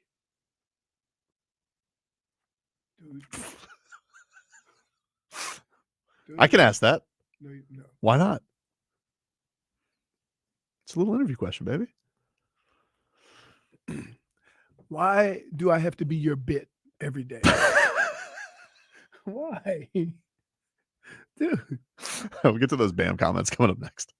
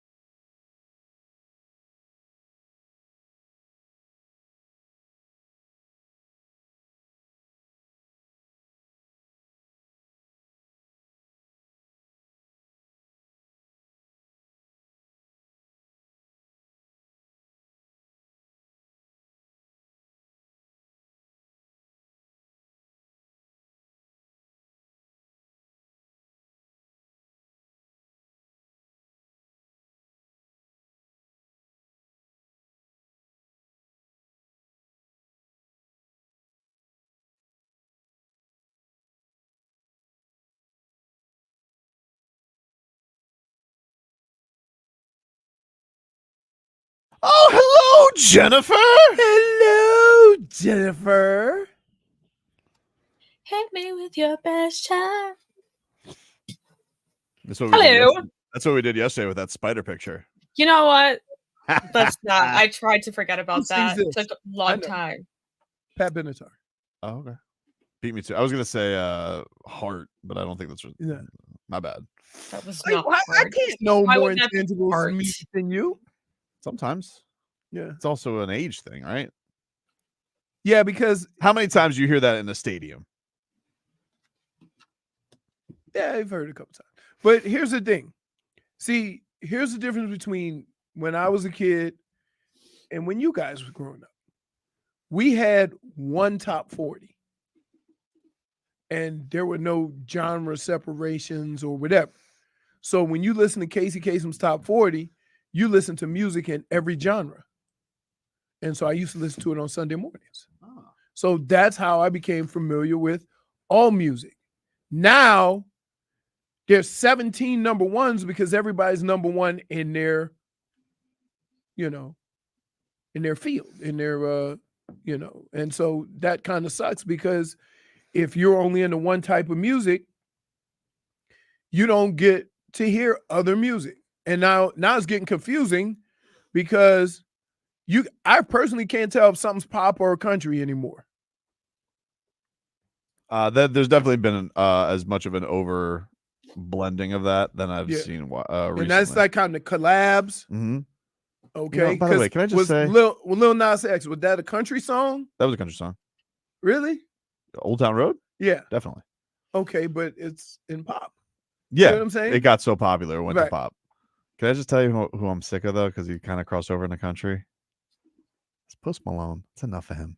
He's an artist. Wow, why? Can I just tell you? You know, he might be one genres. he might be one of the most talented artists out there. Can I ask something about Post He Malone? does everything. Can I ask you them? So talented. Let him explore. Is he exploring genres or is he a Remora fish? Like, is he hopping on the biggest country He's artist? there having is fun. right now? Okay, let him. He does a lot of collabs. Yeah, a lot of collabs. that's what I'm saying. Like, is he? Yeah, but he has his own music. His own music was big before he started doing all these collabs.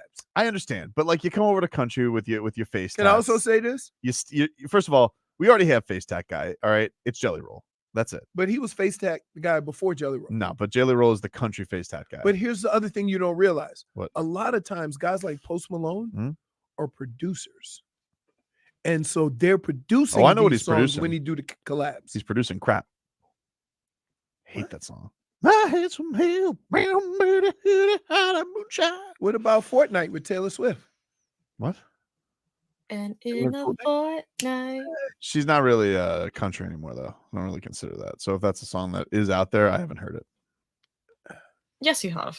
No, You've heard it. You didn't realize it Please was stop.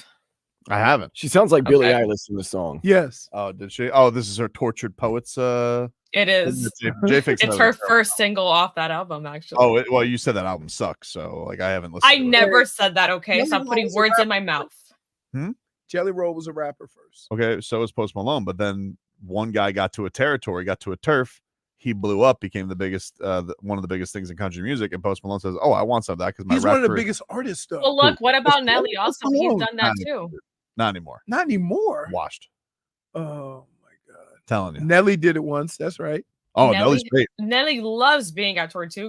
Nelly has a top line dance song with Florida Georgia Line. Let What? people cross over, Tobin. Why are you? I'll let you cross over if you're good. If you're like Beyonce and you have a #1 hit, but like it's very clear the Wait only a reason. minute. The So only you're reason saying why- Post Malone is not good? Right. What? The only reason why Beyonce has a #1 hit is because she's Beyonce. That's not true. It's a good song. Now, It's a good song. All right, it's a great. the only reason why it's #1 is because Beyonce. But the only reason Post Malone's song is successful because he's with Morgan Wallen. That's it. Yeah. Okay. You're what? Remora Fish. Should Well- just given the song to Morgan Wallen. Don't you want the top stars from each genre to do collabs together? It depends. You know, it sounds like a good idea, but sometimes it turns out to be Kevin Durant, Kyrie, and James Harden. It doesn't work. You made Leroy squeal. It's a good analogy. Thank you. What is wrong with you? Want to get to these comments from Bam? Sure. All right, so this was interesting. So Bam, Is he good enough to make these comments? is Bam good enough to make these comments? Yeah. Of course. Hmm. Friend of the show. Yeah, well, not according to the last interview you had with him. What do you mean? When he asked if he was good enough. Send me some merch, dude. Like, he wants me to have more Bam representation on the set. Send me some stuff. So don't be ridiculous. You're good. You're good. Yeah, he's good. Not D Wade. You're good. He knows that. Well, I got a bone to pick with D-Wade. I'm still waiting on my wine. Who, D Wade? Yeah. He didn't miss much. Another squeal. I can imagine Tobin telling D, "No, I got something for you tonight. We're gonna open up this D-Wade." Well, I'm not a rosé fan. Maybe it was just rosé. I don't know. Wait, Rosé's a hit or miss. I agree. So, what do you drink? Red or Yeah, I'm a red guy. right? Because you like meat. Yeah. Right. I don't like wine. Anyway. That's not for me. Because you know why? It's not even the wine. Mm-hmm. It's the people that drink the damn wine. Do you taste the? I'm like, shut up. You know, it's sommeliers. No. You know who I feel like that? Who? Post Malone when he's trying to get into country music. Stop it. Okay, go. I want to hear Bam. Enough of this already with him.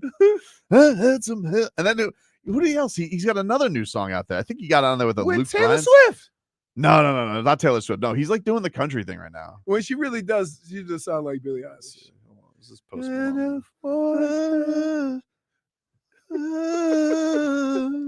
I thought you didn't know the song. But I guess what? You know what? Billie Eilish's new album, she picked it up a little bit. Did she? She picked Did up the she? pace a little bit. Yeah. Wait, there's a This new song. album? Yeah, she'll eat you for lunch. That's her new song. She I looks could like eat it. that girl for lunch. Oh, he does a song with Blake Shelton. Yeah, was that not okay? I don't really know it. How you know they not hunting him down? Nah, no way. Blake Shelton, he doesn't need to do that. I'm not the biggest Blake Shelton fan in the world. Is he still married to Yeah. Gwen Like Stefani? Gwen Stefani. Yeah, he left Miranda Lambert high and dry. Yeah. They live on a And, farm in There's There's Oklahoma. different rumors about that relationship. Let's not go ahead and point fingers. Yeah, Gavin Rosdale cut some shrapnel in that one. She's like, well, Gavin cheated on me. It's like, well, wait, Gavin's like, you left me. Well, I also meant with the whole Miranda Lambert situation. Are you blaming the queen of country music? I am not pointing fingers, but there You are. has been rumors that have surfaced. Okay, can I hear? I Bam could tell it was Adebayo? Blake Shelton. He's a dummy. How is he a dummy? Just look at him. He's doing okay though. He's great. Yeah, he's doing all right. I mean, he's got that Old Red restaurant. Oh, red. Yeah, we always got a song about Old Red. It's basically about a dog that chased prisoners. It's true. That is true. Really? Yeah. You can just write about anything. Yeah, huh? you really can, dude. Right. Anyway, I don't have time to get to the Bam comments. Couldn't find him. No, I have them in front of me, but gotta get to break. You know, we've been discussing Post Malone. That's No, your fault. You your literally called him washed. I don't think it is my fault. You were talking about Casey Keenum and all that stuff, and you know, Casey Keenum. yeah, Case Keenum, Casey quarterback, Casey Backup. Kasem. Perennial backup quarterback. I'm Case Keenum, and top 40 songs and top 40 He's- quarterbacks. Is he still a quarterback? Like, Case he's been a Keenum? quarterback for 37 years. Dude, they're like, they're down to their third quarterback. Who's starting? Case Keenum. It's every year. Where's Case Keenum? Says he's on the Texans. Look, he's still playing. He's still doing it. How long is this? 15? Case Keenum's first season, 2012. We're No, getting so there. that's only 12 years. We're getting there.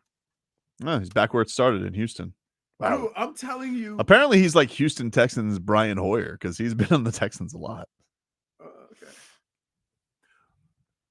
Okay. Old Red is a song Eric Reed wrote about Blake Griffin. What are we doing? All right, take a break. I'll get to these. I swear to God, I'll get to them.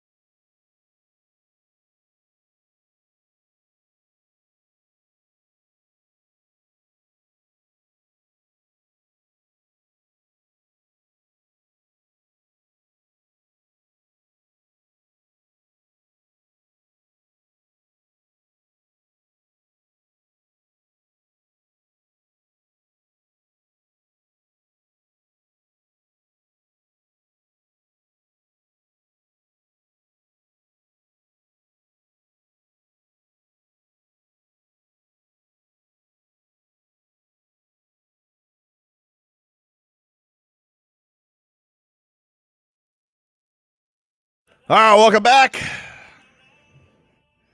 Tobin and Leroy take you up till 2 here on the program. You all right, man? Yeah. Getting a little tired from those empanadas? Oh. All right. The Bam Jennifer, Adebayo. I'm shocked I haven't seen you this week. I know. I've been trying to go in, but I've been caught up. Trains. They're right in front of my house right now. All right, the Bam Adebayo stuff. So here it was. He was talking to some reporters at the Olympics, right? After his media session, apparently he was talking to a small group of writers, according to Vince Goodwill of Yahoo Sports, NBA reporter.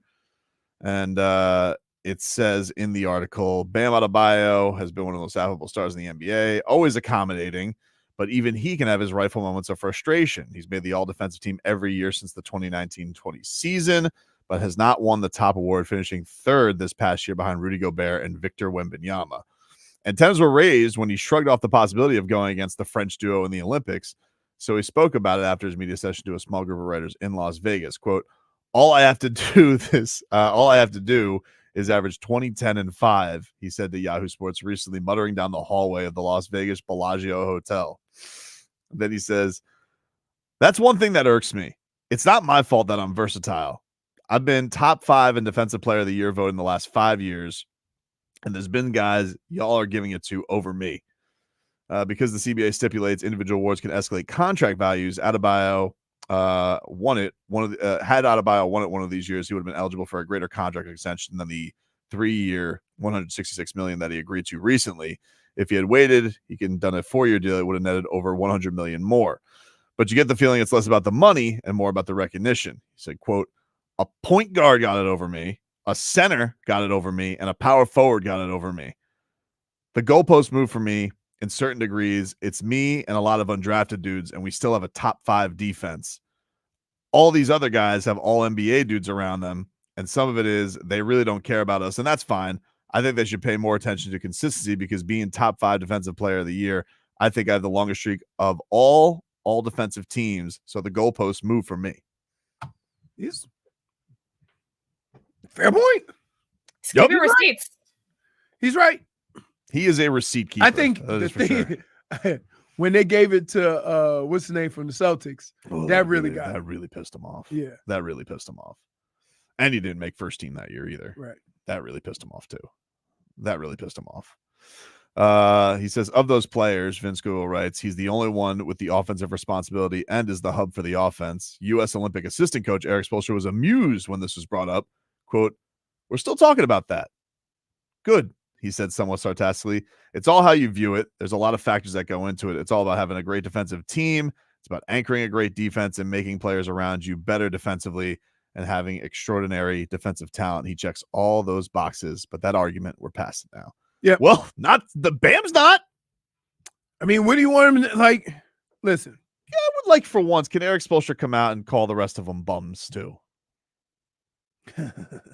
Nah, Eric can't. I would like that. I would like that if he did. Yeah, sure. I would like that. You know what? It's one of those things where you just say, we got you, Bam. You know what I'm saying? But I think it is interesting. Like people, like I don't think there's anybody in the league that probably trusts media voters less than Bam Adebayo. Right. Like, so when people are wondering, well, is he going to punt on the extension? Is he going to go into next year? There's no way he's going to do that. You know, put your $200+ million contract in the bank because, you know, what if the worst happens, you know, but it is a frustrating thing because it does feel like the rules always change for him. And then I think also like you just get these narratives behind guys. And it's crazy. It's crazy that he just doesn't get that respect. I don't know if the Olympics will help with that going into next year because he's letting all these guys know. It's not the players who vote for it. It's the media. No, it's not the players who vote for it. But it's the media. At least and that's all. there. And so, like, understand what you're trusting to people, right? You're trusting to some of the moodiest, emotion-ridden people where if you do an interview when they ask you, that means you'll get their vote. It's politics, right? They can't. they want the players to do their job because it's part of the deal. Yet, if they don't like somebody, they can't just do their job. So, when it comes to like what Bam is going through, that's all sports. If a writer doesn't like you, he's never going to say anything nice about you, even if you win the MVP. Like this guy though, huh? He's so chummy. What's not to love? But it's. I think it has more to do with what if you want to get a job in a big market? What if you want to be liked in Boston? What if you want? You see what I'm saying? Like I get so annoyed at the fact that people turn on the TV every day and say, I don't care what's going on in your life, just do your job. And I have to go and answer questions to a person that you have to treat really nice and be kind to, otherwise they'll write bad things about you because they can't be that. And you know it. You know, when people don't like a player, you can usually go back into their history and see they had an interaction where he wouldn't answer questions. And it all starts from there. He is right though. The Marcus Smart. The bar keeps moving. The Marcus Smart one is really annoying. Yes, of course. Of course. Because like that year he guarded more different guys than Marcus Smart. Well, I think the other thing that annoyed me about that year is, I get it. Guys who are on the best teams, the Heat haven't had the best regular season record the last couple of years. So I get that goes into award voting. That's fine. Yeah, that but year, Wembanyama had a terrible season. That's true. Well, yeah, their team stinks. Right. But that year, the Heat were the 1 seed. And the only knock that you could have against him that year was missing games because he had a fluke thumb injury. So he missed part of the first half of the season. But the Celtics sucked the first half of that season. Yep. They were terrible. And didn't matter by the end of it. Oh, this is the greatest defense I've ever seen. Give it to Smart. I want to know what's going to happen with this Jaylen Brown thing. It feels like this guy's really pissed about this, by the way. Yeah. Are there any updates on his Twitter? Why would he be? He does the same exact things as Derek White, except better. He posted JFig. This is what he posted. He goes, he posted to Nike. He goes, so this is what we're going to do. So he's implying this is a Nike conspiracy as to why he's not picked. And then Stephen A. Smith, who they've been having a back and forth about why people, Stephen A. Smith can get into his beefs. I think it was like he said something about, oh, he's not marketable or things like that. And then he ats Jaylen Brown yesterday and he says, do y'all believe me now? Jaylen Brown, do I need to reveal my sources now? Is it not obvious? How in the hell is a $300 million man now a champion and a finals MVP, clearly a top two-way player on the Celtics and the top 15 player in the world, not chosen for Team USA because his teammate, not named Tatum, is selected before him? Come on, y'all. And Jaylen Brown has responded to this saying, I don't care who your resources are. I'm not afraid of you and your resources. I'm not afraid of you and your resources. Yeah. You think that's a Stephen A. Smith comes off vacation for that? Or you think he just waits till he's back? He's gonna keep going. He's just gonna keep going. He's gonna keep going. He's not gonna wait. But the thing is that like, and if I take that same thing right there, right? So Stephen A is saying that he's not marketable. That's why he's not on the team. Correct? Right? Yeah. Mm-hmm. Then why isn't Caitlin Clark? Then why isn't Caitlin Clark on Team USA? Yeah, I don't know. See what I'm saying? Like, this is what I mean about you can. But you there can is move, something. There has you to can move it wherever you want. There's got to be something that makes. It's got to be something. But I'm just saying that you can move this however you want to make your point, and it sucks. Like, there is no reason in the world that a guy who just got a $300 million contract, that was the finals MVP, that does the same exact things as Two Chipped, right? Don't call him that. What? You called him Tooth Chipped. I could call As him if it's his- LM. What? LM. What's that? Lawnmower mouth. Or like that movie? What? Blended.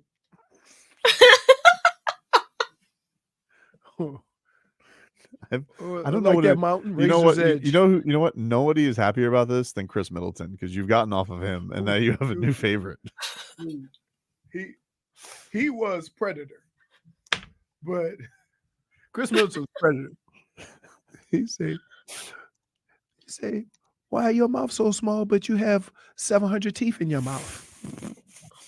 He does. Chris Middleton. If he lost 3 teeth, he would still have plenty to Do you think the one thing that's interesting in this comments from Bam, I wonder if I have a problem. I have a problem with people saying he's not marketable. This has nothing to do about being marketable. You know what? They have rules in golf, right? Here's what you need to do to make the golf team. We don't get voted on. You either make it or you don't. End of discussion. Let me ask you this. Do you think Bam Nah, Middleton is big teeth. Here we go. No, many teeth. Once you get Leroy, he's not gonna stop. Let me ask you this. Do you think that the Bam Hey, how hard would you think it would be for them to open up if I had a beer? Could I just say, go ahead and get me, big fella? I feel like it would be hard because I feel like the teeth security is not great. Oh, but he could open up a can, right? Because those have the little ragged edges on the bottom. I don't want to spit all up in my vegetables, though. You know, if I get. Can I ask you something about this quote with Bam? Sure. Should I read into at all him saying that it's me and a lot of undrafted dudes? He did. Why? Wait. Why are we sitting there concentrating on what he said about not winning the defensive player? There's some folks that got caught with some strays, right? I'm just wondering. I mean, it is facts. No, at times he's out there. Of course. Right. But do you think that's a frustration with Heat roster construction, or do you think? I don't think it's a shot at his teammates. I think he likes his teammates. Right. Obviously, he likes But that's a reality. Hey, what happens? But That's a fact. That's a fact. Do you think that's kind of like a little at the organization? No, he's just signed an extension. No, I'm not saying he's frustrated with, but like just when you have that cloud of the organization, like, hey, it's me and a bunch of undrafted dudes. Is it here? Now listen, I love these undrafted is dudes. it okay? Keshad Johnson, star. Is it okay to make your point Hmm? and base those facts on making that point and not necessarily meaning any of the other stuff? I think he was just making that point for that conversation. But not taking shots at anybody? No. Dan, do you think there's something? No, he's just trying to make his case. You know, you present your case the way you like to present it. I don't think he's taking a shot at Spo and Pat Riley, but I did find that odd. It did perk my ears up. It perked your ears up a little bit, a little something. JFig? It sounded odd, right? What? Were you not listening? 2 seconds ago? No, I was not. What do you think that there's something? Do I read into anything when Bam says the goalposts are moving? You know what I'm gonna say? Don't read into it. Hmm? Because you read into a lot of things. And then it spirals, and then people come blaming us for the things that you. I don't think anybody's blaming us. It's me and a lot of undrafted dudes. I'm gonna do it. Mm-hmm. Steven said, I want to see Leroy first and second team all teeth. Please don't do that. I picture this tomorrow, like we play the John test, and all of a sudden we're getting your top five. And forward. Okay. Comes in with 35 teeth. Mouth like a caveman. Nobody's on the same team or on the same page. What did a shark and the shark left? Middleton! Oh no. We got a scrappy one coming off the bench. You didn't think that he could dunk, think again. They call him Bumpy, and so are his gums. Tyler Johnson.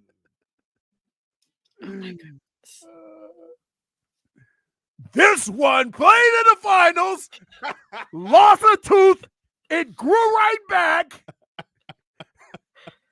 but nobody is in unison. Braces would help just a little. Now an Olympian. Brace yourself. Brace yourself for Derek White.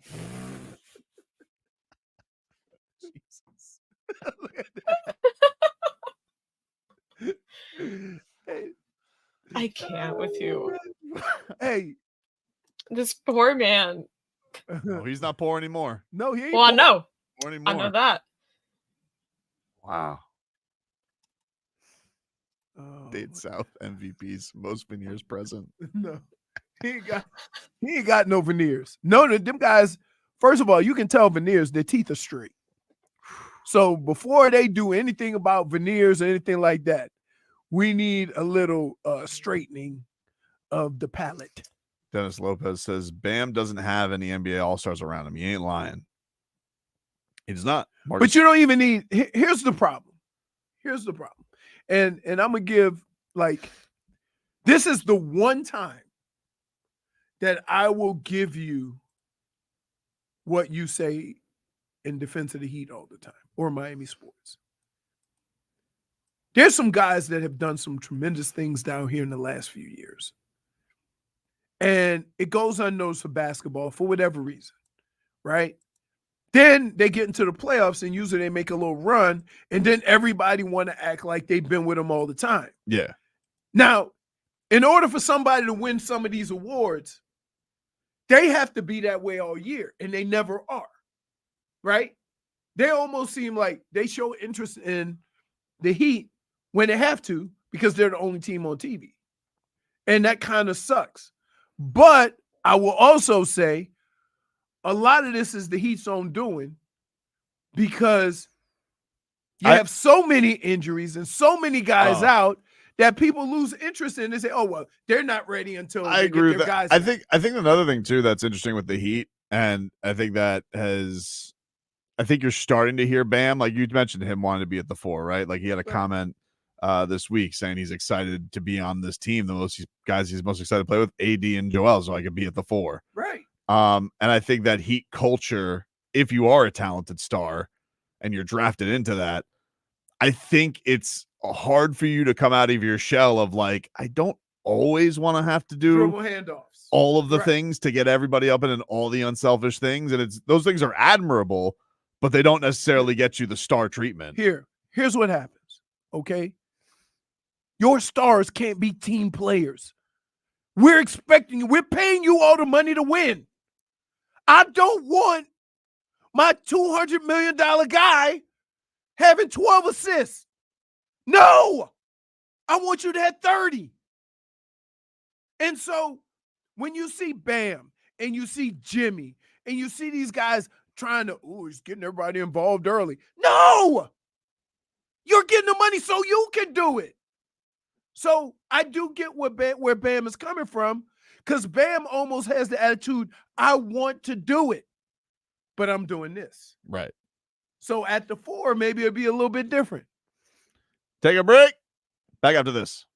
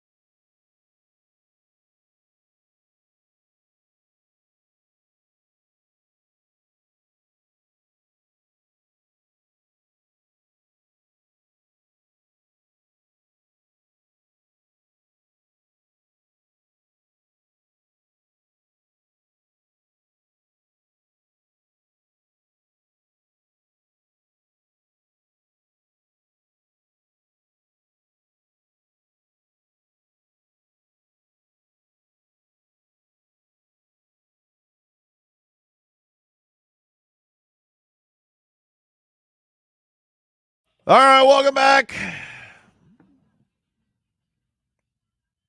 Tobin and Leroy here with you, 560 WQAM. Leroy, can you get a weather update from the Demesman and Dover Law Firm? Your accidentattorneys.com. Free consultations 24/7. Call them up at 866-954-MORE. Well, Watch your laptop, dude. You like sent that thing flying. Careful. Rolling over to the window plex, I can see we have another day of light breezes, cloudiness, and stuffiness. It's hot as hell, probably around 90 degrees. Got a slight breeze coming out of the east, but so are the plains. So that means there's basically no wind. And it's mostly cloudy, so it's probably going to rain at some point during the course of the day. I can't tell you when because it looks like it can rain any second. Other than that, enjoy your Thursday. Go. Enjoy it, everybody. And stay cool. I think it's going to rain like holy hell later, though. So you might want to hurry your butt. Yesterday, I thought it was going to rain a lot, and it just was a little nothing. Sometimes you get those sweeping downpours for literally like 3 minutes. It just says it's going to be cloudy for most of the day. It's nothing to really worry about. You think these clouds ain't raining? Headlines are brought to you by the new Palmetto Ford Truck Super Center. Why buy your truck at a car store? Palmetto Ford. No truck. The Copa América final is set. It is going to be Colombia versus Argentina on Sunday. It is Argentina and not Solana. Speaking of Solana, if you guys want to watch this game with him and WQAM are going to be out at Mickey Burns in downtown Hollywood for a block party for the Copa Finals. The block party starts at 2 p.m. There will be live music, food trucks, ice cold beer specials all day and night. And you guys street fights in the back. And you guys can enter to win a pair of Inter Miami tickets. Go see Messi and them boys play. A lot of other cool giveaways as well. Yeah, hopefully. It just seems like hopefully we don't have any street fights. We don't have any fights in the stands. That's crazy. Right. Uruguay yesterday, getting after it with fisticuffs. Soccer melees never happens at the Pinks though, and it never gets that rowdy over there, does it? It seems like more of a party. It's just a party. Most of these times, soccer is just a party. Yeah. I mean, they do let you bring like 7-piece drums into the stadium. I don't know, like you got to buy that thing a seat, sir. Yeah. Drum kit. What are we gonna make? Yeah, yesterday, Dan Day, Team USA fired their coach. Was it Berhalter? Yeah, Gregg Berhalter. Gregg Berhalter got the heave ho yesterday. A surprise or not a surprise after their pad performance in Copa? Not a surprise. I did think they were going to keep him along just simply because of the Olympics, but the writing was on the wall after the absolutely terrible performance at the Copa América. And remember, he was coach, then he went away for a while, then they rehired him back, and they never seemed like they really were sure of themselves when they hired him back. I think it was one of those things they just needed a coach. And after that, and just the attitude of the team looks like they're losers. They play like they're losers. They don't have an identity. I'm a little sour on the team right now, if you can't tell. But yeah, it had to happen. So I would prefer maybe Tata Martino. He's done good in Argentina. He's done good with the Mexican national team, Inter Miami and Barcelona. He might have the right attitude for this USA team. I'm seeing a story that Jurgen Klopp has rejected an offer to become the U.S. head coach. Liverpool. Yeah. He was with Liverpool. Well, he's not a... How does that work with your other duties? Like, when do you, like, coach? It's like the players. You step away for your international duty and do some coaching and then go back to your club team. Wow. That's crazy. Soccer is the only sport you can get paid by two organizations to do the same job. Mm-hmm. Right? Yeah. Yeah. Imagine Eric Spoelstra coaching. No, I'm saying, listen, there ain't no other sport that you can leave the team that's paying you to go play for your country other than soccer. Yeah. I mean, because everybody else takes a break. Everybody else takes a break. Russia. I mean, hockey, they take a break. Yep. Go on over there. They don't have the scrubs keep it going. They don't even have golf tournaments. Crazy. So yeah, that is the world of soccer right now. Meanwhile, in basketball, Nikola Jovic, for those who missed, he will not be traveling with Serbia to their couple of exhibitions before the Olympic play starts up. Now, I did have to Google translate Serbian reports, but it seems like they believe he'll be good to go for group play. You didn't have to translate. What? You're going to say whatever anyway. That's not true. I saw reports yesterday. They were on like Tobin Twitter. translate. Yeah. I went over there. I saw some reports on some like Heat Twitter accounts. And I'm like, well, I haven't seen that anywhere. So then I go and I look up Jovic, and then I look at a bunch of Serbian text. I'm like, well, I got to translate this. I don't know who this guy is. He could be Serbian Woj. He could be some You troll. have no idea, but you ran with it. Well, no, then I saw the footage in Serbian of the Serbian coach. His name escapes me, but he said some things in Serbian, but I saw Jovic. And so I was like, oh, then he's got to be talking about him. Can I just say, What? Our information getting sucks. Why? He did the research. I'm just looking at it for Jovic. It says he just got out of the boot, and they don't want to rush. You know, get no rushes along for Jovic. They got to have him. He's gonna be their starting power forward. You know, Joker and Nico. Jaime can. Jovic can win the silver medal for his country, but can't get 10, 15 minutes with the Heat. Huh? Well, he did eventually. Eventually, yeah. Well, everybody else got hurt. Took him to the middle of the year, and then he held him to the job. I'm so proud of you. Maybe all that basketball he played for like FIBA in the offseason helped him this past season. Kind of like I think it did. Jaime That's Jaquez how I Jr. got my opportunity. I ain't gonna lie. See, check out this guy. This name is Selector Bisic. No, you're not saying it right. Dude, I definitely am saying that right. No, you're not. Put Look the at- name up. Say it again. Hold on, let me copy paste. All right. Is this the coach for Serbia? Yeah. Okay. Selector Bisic. And he says something about Nikola Jovic. No, it's not something about. He either said it or he didn't. Well, they don't have the translate button on this Twitter. Now, if I take this and I copy paste, I put into Google Translate. There's a Serbian to English translate? Oh, yeah. They got everything. The coach Pesic announced that injured Nikola Jovic and Dejan Vajic, who injured his hip during a fall with the Dutch national team, will not travel with the national team. Wait, the Dutch national team? Yeah. I guess he's double dipping. Wait, how's he Then there's this guy. Serbian and Dutch? I don't know. You don't think that's a more incredible story than Just don't people do citizenship all over the place. you don't play for both teams? Why would you play for the Dutch? They don't have a team. Go play for Serbia. Get a chance. They just said he was missing games because of his. Let's see. Pesic says we've been working for 2 weeks. Now it's possible to do everything as planned. Man, I hope this is translating right. I was going to say, maybe the translation is he hurt himself versus the Dutch team. All right. This is from Marco. Oof, this guy's got a name. You should know these guys. How are you supposed to say an L? Let me see. You want me to have a stab at it? Yeah, I'll put it. Marco. This one.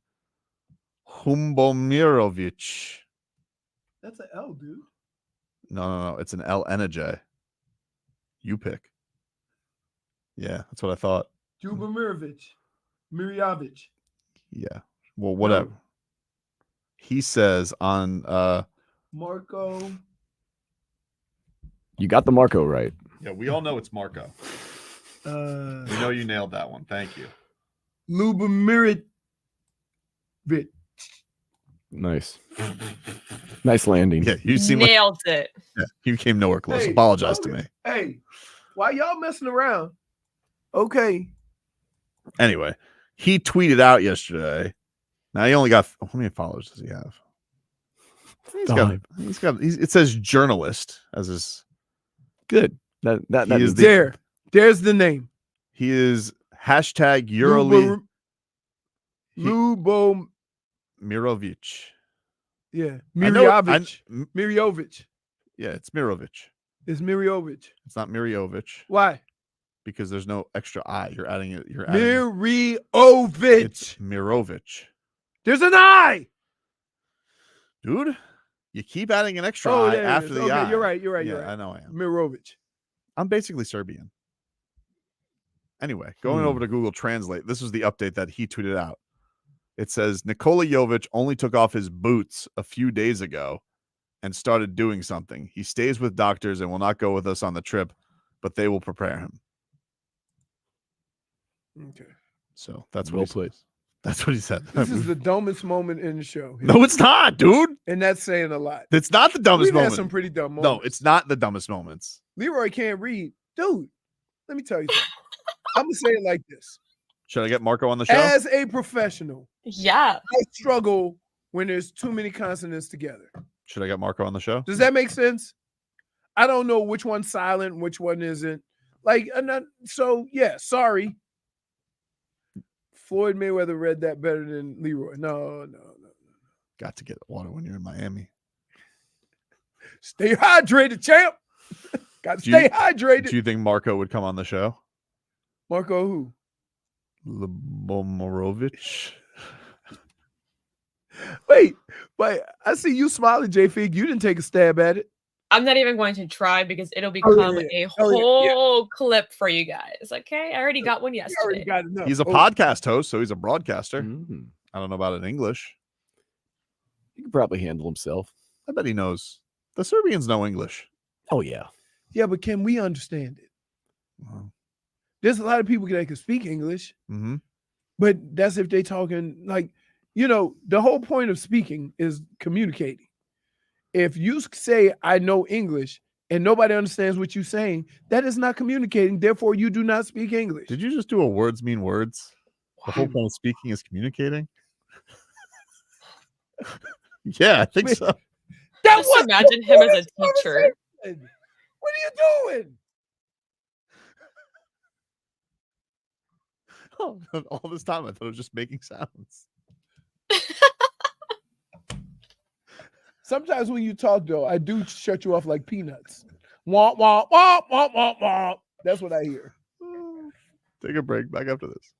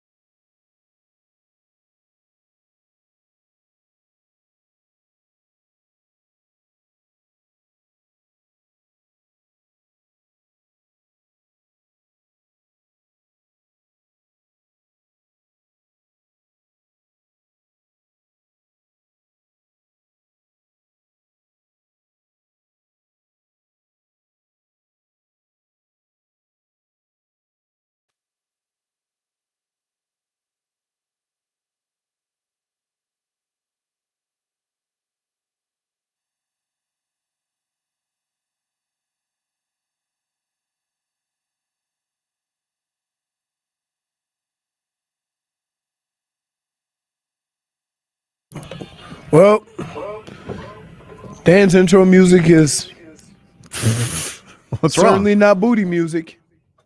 No. He's been nailing it today. It's not time for all that, Leroy. You should know. You should know. Uh, So Jennifer, the funniest thing, Tobin was Tell me. trying to tell me and Dan about Bourbon Chicken.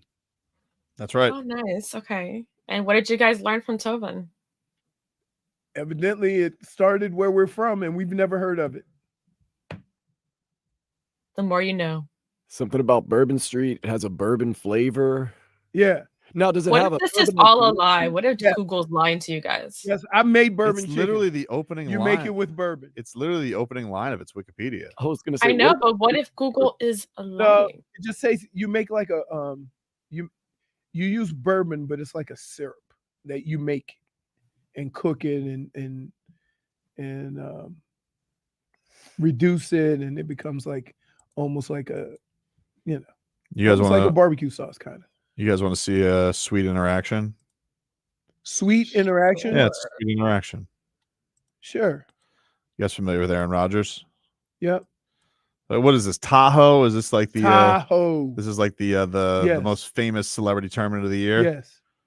So this Jets fan runs into Aaron Rodgers, and he's very emotional fan. He wants Aaron Rodgers to just bring the Jets a Super Bowl. I just want a Super Bowl, please.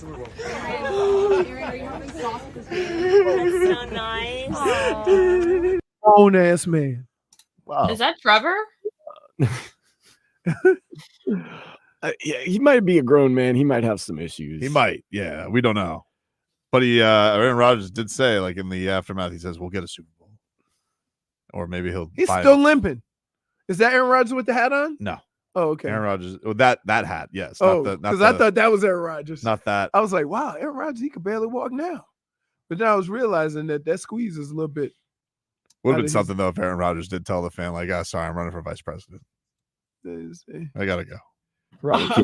I know. If you look back and say, my brother, you got to learn how to live with disappointment. Like we have a Super Bowl of America that I'm going after. Oh my goodness. What is wrong with y'all? Somebody says that's Vlad. That's Vlad.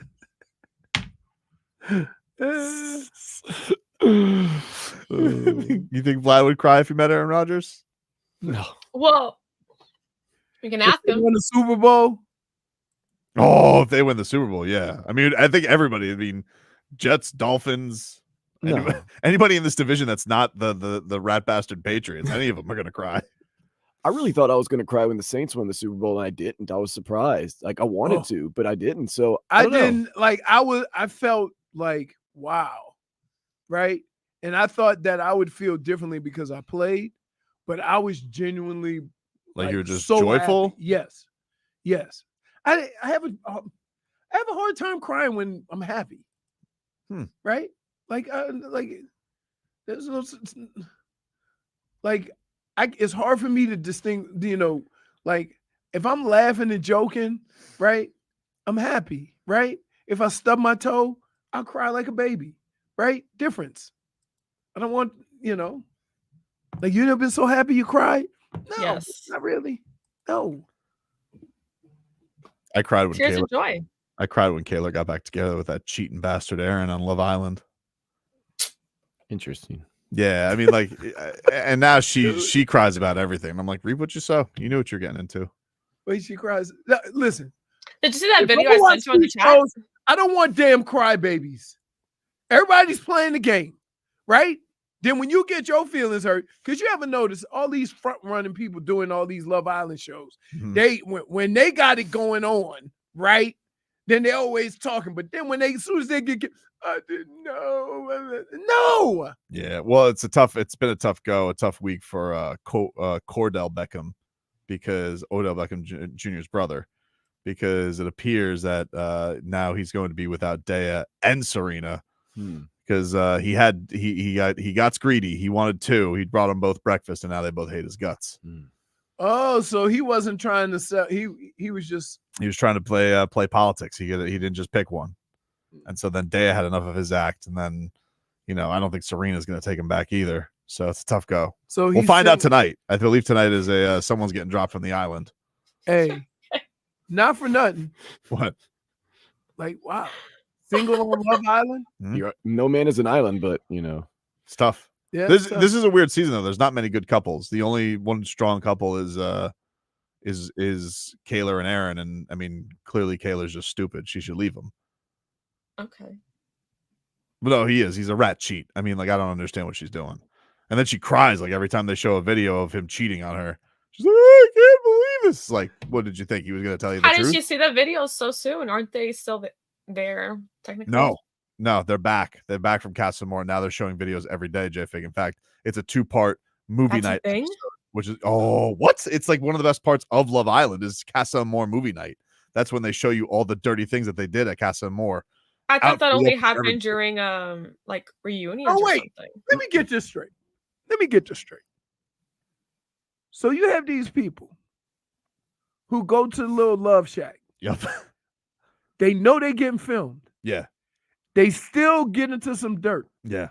And then act shocked when it's on TV when they get back. That's the one thing I don't get about reality TV. Like, how do you not know that there's cameras everywhere? Check this out. I know they got cameras everywhere. Yep.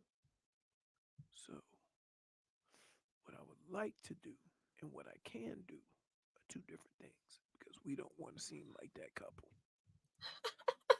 So let's figure out a way that we can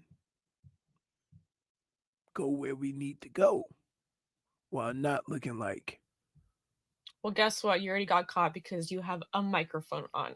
Well, that's the thing is, and you got a microphone on. I think the biggest thing though, is that they lie about it when they come back, and it's like, well, you can't lie. You know, How do you lie? You're being watched at all times. Everything's being recorded. I don't get that. We do that to each other, right? Like, didn't you say? Mhm. Oh, hold on. Let's see. Boop. Run it back. Yeah, right? but like, just run it back. You're not thinking about it at the time, and then you'll figure it out when you get there. Should. No, but you can't lie. But You really should. No, see, here's the problem. Look, I know. You still want to win. Mm-hmm. You still want to win. So you got to just figure out, right? Because there's two types of people. There's the guy who is just trying to just run up through everything, right? Mm-hmm. And there's the other guy. That's Miguel. That ain't running up through nothing, but all the girls want because he hasn't. You got to figure out where you want to be in that house. Now, I've never watched one episode, but I'm just. You sound like you do. I'm just telling you, there's two types of dudes, right? The dude that's gonna go in there, look, and think he's a player. Yep. And he's just gonna do what he got to do and whatever, right? And he's just gonna don't care about feelings and nothing like that. I'm getting mine and whatever. That guy, yeah. Then don't forget about the real snakes like Rob, you know, who like act like the nice guy, but they're really a scumbag. Yeah. Yep. Who's the guy like? I would like to know. Mm-hmm. In no shape or form in my life do I ever want to come across the guy in the House of Dragons with the cane. The sneaky guy? Yeah. That's Cordell. That's Kendall. Kendall's a sneak. He's a fake. He's a phony. He acts like he's a good boyfriend, but then he cheers on all his other friends to cheat on their girls. Like that guy's playing the game because he wants to win the $100,000 with his girl. No, I'm talking about the dude from House of Dragons. Yeah, but that is who he is basically. Like he's a schemer. Like I don't know who Kendall is. He's like dude. he's new Littlefinger. Okay, yeah, but I don't know who Kendall is. Well, I'm telling you who he is. How would you be if you were on Love Island, Tobin? How would I be? Yeah, like what would you I'm gonna tell you how Tobin would be. Tobin would be rough shot. Causing trouble? Yes. I don't think so. Yeah. Okay. They call me Honest Tobes. Yeah, okay. I don't know if I can lie. I would see, first of all, I would never, right? First of all, I'm not gonna talk trash with a mic on. Like, but I'll find ways to get my point across. You see what I'm saying? And I ain't shacking up with no video cameras. So I would appear to be very nice. Oh, well, here's the thing though. They get really horny on Love Island. And like that's why it's called Love Island. Because here's what they do. They turn the lights out, right? But then they got night vision cameras. So they know what's going on under those sheets. So they haven't figured out yet that they can see them? Dude, they don't think clearly when they're horny and isolated. That's the genius of Love Island. It's true.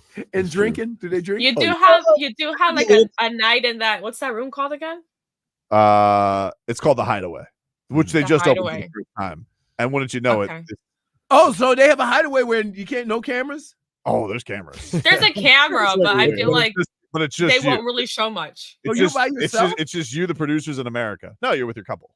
They own In America. whatever lady you're with Oh, or man. so here's the other thing. This is just me, right? We can't be playing musical chairs, right? I ain't about that. Yeah. So Well, that's what happens with Liv. once if Talking about somebody these people I don't know who. somebody who says, "Hey, I'm into you," or whatever, we start, kicking it and whatever, Mhm. right? And then she says, I decided I want to be with Ted, Right. Yep. right? That happened this last episode. Then I'm like, I'm out. So Miguel. But I'm not gonna go and I agree. I'm not going to entertain No. anything. Yeah. Well, here's what happened. So You Miguel. like me or not? Bye. Miguel was with Leah, all right, who was with Rob. But then Rob went to Liv, and Leah freaked out on him. But then Leah voted off Andre, who's from down here in Miami. They voted her off, so Leah tried to make her way in on Rob, but Rob didn't trust her. So then all of a sudden, Liv and them, you thought they were going to be friendly, but then all of a sudden, Casamora, boom. So then there's a whole new crop of ladies. That again goes to Daniel. excuse me? Casamora. They shipping a fresh Yeah, cat? fresh batch. Yes. Whoa. Yes. That's the relationship. So they send Hey, them over I'll there. tell you With the what. Temptations. I'm gonna tell you what. Like when I came down here for college, Yeah. right? I made an announcement. Yep. Say, oh, you girls in Michigan, y'all think y'all 10s. When we get off that plane, you gonna be a 5. So y'all better find you a man now. Got to half rate 'Cause it. soon as we get off this plane, Yep. and we start seeing all these Florida women, I can't help you. So when So Rob, wait, so the when- women. Fine. So when you go to this show, you know this is gonna happen. Oh, yeah. You know they're gonna say. So I So- don't understand. well, let me Like, and all these women aren't lookers. no, they're all lookers. Oh, come I mean, they're all on. lookers. Are they all lookers? Yeah, they gotta be. Then that means the new batch. Yeah. Yeah, that's what I'm saying. Everyone on Love Island is basically a model. They all Okay, look beautiful. Okay. So So Leah, what shows out? Oh, the Mole. after- I was watching the Mole. We had some linebackers up in there. Ray Lewis was up in there. yeah. So Leah, after Rob mugged her off, then she goes to Miguel. Who's a real man slut. He's already made out with like every chick on the That's island. what I'm saying. Right. Like you can't. So she ends up with Miguel, but then goes to Casamore. He goes to Casamore. He falls with what was her name? I think Serenity, I think is her name, something like that. Serenity. And, yeah, so he gets Those with her, of course, 'cause names. he's making out with everybody. And then Serenity comes back and they break up immediately. He goes back to Leah, and Serenity now is talking to Kane, who was with Liv, but everybody dumps Liv. And he goes, I just don't feel a real romantic connection with you, Liv. And she's like, didgeridoo, no one loves me. And then so he's with Serenity. Didgeridoo. She's Australian. And so like that's really where we're at right now, going into night 2 of movie night. Wait. So wait. I feel like I'd rather watch your version of Love Island than the one that's actually on TV right When now. you're talking, do you go into the voices All the time. and she gets mad? She loves it. No, she I doesn't. swear to God. We make fun of the Americans because they talk like the Brits. Like there's this one Nicole, she's with Kendall and she doesn't know that he's playing the game. She's a little bit out to lunch, but she likes to use all the British terms like she is British, but she's just from like I think Pennsylvania or something. Like that. She's like, I've been mugged off. I'm like, you're not from Manchester. Stop talking like that. Wait, what does that even mean? Mugged off is like you're into somebody and they just kind of do a thing to blow you off. Okay. It's like that. Figured, okay. Oh no! When you crop that guy out, you mugged him off. I would have to say that was the worst. Why? Because he probably still thinks he took a picture with that group. You believe this Jennifer? She mugged me off. Not even on Instagram anymore, love. Man.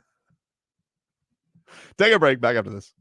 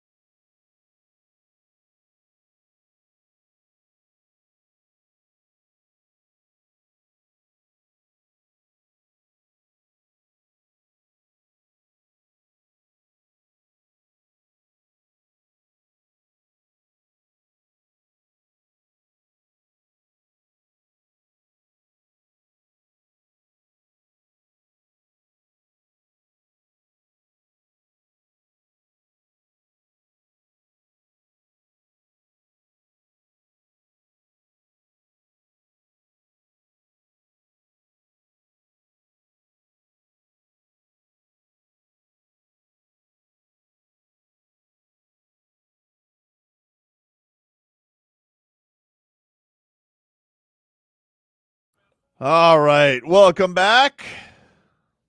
Tobin and Leroy here with you. Toby Keith, the late Toby Keith. Oh, no. Is this a country song or a country poem? It's kind of like his deal. Like he'd talk and then like he'd have a chorus. You know? Technically, a song is a poem, Leroy. Huh? Technically, a song can be a poem. Yeah, but he's reading it to us. Yeah. Sam hunts into that. He likes to talk his songs and then like have a I chorus. love when he talks his songs. Whoa, all right. Whoa. Yeah. Not gonna mug him off. Nope. This was Keshad Johnson yesterday. His family was the only one in the building for the performance that he had yesterday at Summer League. He'd posted this on their social media. Keshad Showtime Johnson here. We just got the dub out here in the Bay Area. Got the Bay Area family in the back. Put on the show. Nobody did. Showtime. That's my grandson.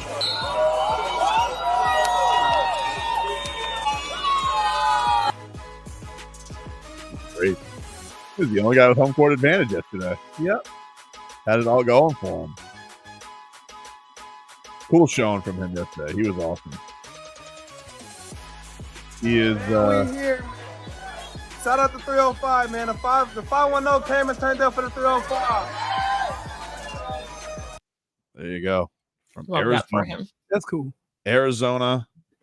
And had a great performance. Was it just only his family because those are the only people that went to the game, Yeah. or were they only people allowed? I think or- they were the only More people people allowed. They allowed. said at the start of the broadcast that no fans here. And then the announcer, St. Jean, whatever the hell the guy's name was, he was like, yeah, people, all of a sudden there's people behind the Heat bench.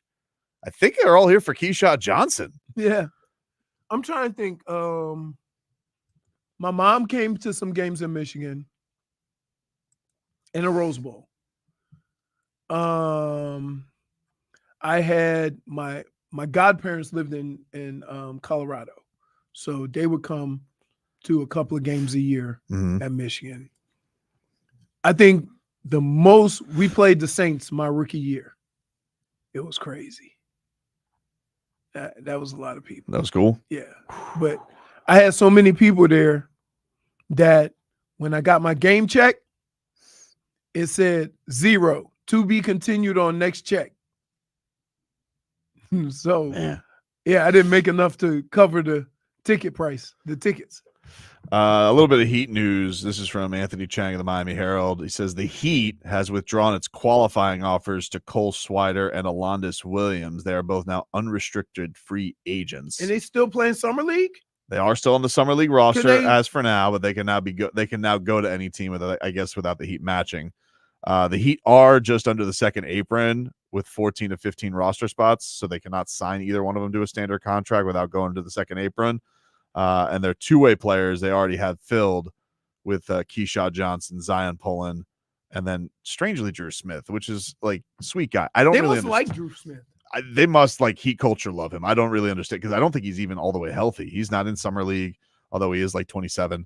So I don't really understand why there was a need to sign him, especially as opposed to Alondis Williams or Cole Swider, because both seem like they have a lot more upside than he does. I don't really understand it. That's what you say. That's what I say. I Right. agree. I agree. I'm saying that You can't give them credit for finding all the guys and then say, oh, because that's what I said. Like, I'm a clearly scout. they must know something you don't. but I have eyeballs. And also, if you're giving them credit, then maybe they know something you don't. Maybe they do, Okay. but I don't get it. You don't have to. I don't get it You don't have with to. Drew Smith. He has been in the league for a long time, right? He has been in the Heat system for what feels like 7 years. He's won the MVP like 3 times in G League. I don't know. It feels like he's gonna be like the next like Briante Weber. I remember him being on the Sioux Falls Skyforce for what felt like 5 seasons. So, but he is on one of the Heat's 2-way deals. Crazy. Gaffman says they need, what did he say, JFig? They need The stability, not scoring. Alondis has to be a featured scorer. I understand, but like did you see those moves that he put on Bronny yesterday, dude? I mean, and by the way, that wasn't exactly, he had a few nice assists, especially finding guys in the post. So I don't know. I like DeLondis Williams. And Cole Swider's another one that doesn't make a lot of sense because the reason I'd have Cole, let's just say some trade comes up, right? And then you got to trade Duncan. Right. You got Cole Swider. You got Cole Swider. You think Cole Swider's going to be? I don't think he's going to be. I didn't say that. Hold on. I didn't say that. Hold on. I didn't say that. I am not. Do you understand? I didn't say that. This man got to 500 made threes in a career quicker than any NBA player ever, and you say we just gonna find another one? He shot like 47% in the G League last year. From 3. Do you understand what attempts. Duncan has done in his? I'm not saying he's gonna be Duncan Robinson. I'm just but saying. But you made it sound like we got. But if you get rid of Duncan Robinson, Robinson, get another intangible. No, that's not fair. That's not fair. I didn't say that. I didn't say that. Stop making it sound. Stop trivializing what Duncan Robinson has been in the NBA. He's been one of the best 3-point shooters to this point in his career ever. But if you have to trade him, let's just say they trade him, like they're trying to like dump some money or whatever. Michigan bias. No, it's not a Michigan bias. These are facts. He does hate the Cuse. Don't confuse the facts with how I feel about Michigan. These are facts. Yeah, but one would say, I mean, there is a little bit of a Michigan edge there. Like you do, you love your Duncan Robinson. I do too. I love the Dunkyard Dog. I'm not saying I want him gone. You're the reason why. Hold on. He's also the same reason why you invented Fat Cat. No, that's not true. He's not the reason I invented Fat Cat. He certainly seemed to have a lot of pictures with his face on a fat cat. Well, I mean, he had a lot of struggles after signing a $90 million contract. One had to wonder, was there Fat Cat-like tendencies? No, I think he... I'm sorry, what? It's a great what? Wait, don't forget the money. Don't forget the money. What? He read it, did it again. No, wait, and then let's not forget that this. one's my favorite. Wait, let's not forget this. He looks like a drug Hey, dealer Duncan, cat. let's podcast in more basketball. You remember those comments? Well, in fairness to Duncan, that was JJ Redick's fault. That wasn't him. He had this damn JJ Redick. Everything goes back to JJ Redick. Oh, this is JFig. This isn't bit. This is dead ass serious. This JJ Redick got in Duncan Robinson's ear, and he's like, "You should podcast. You podcast. You podcast. You should all be podcasters. We're all shooters and podcasters." And Duncan Robinson, he took his eye off the ball. Okay. He took his eye off the ball, and that happens. You know, sometimes fame and fortune. Jason Sanders was OG Fat Cat. That might be right. But fame and fortune, sometimes you have a lot of hangers on who like come in your ear and like tell you the wrong things. And that's what I think happened with Duncan Robinson. Can I please say this? What? You understand, you're calling somebody a fat cat when if they're great at what they do or 40%. Okay. But like that's crazy. But even he would admit that. He's already a 6% failure to be great. That's when he's his best. Arr, Dunkyard Dog. Just see if he'll walk off before the end of the show. Dude. Nobody's scared of Jimmy Neutron kicking their ass. No, that's not true. Duncan Robinson has that dog in him. He definitely does. You're not like that. You're not like that. That might be coming from him. That might be one of the funniest lines in the history of Duncan Robinson has that dog in him. And I will not be told otherwise. Okay. How does he bark? I don't want to do it anymore. Dave South going to make fun of me. That's our show for today, everybody. Hope everybody's has a great rest of your day. Stay safe out there. And we will talk to you rascals tomorrow.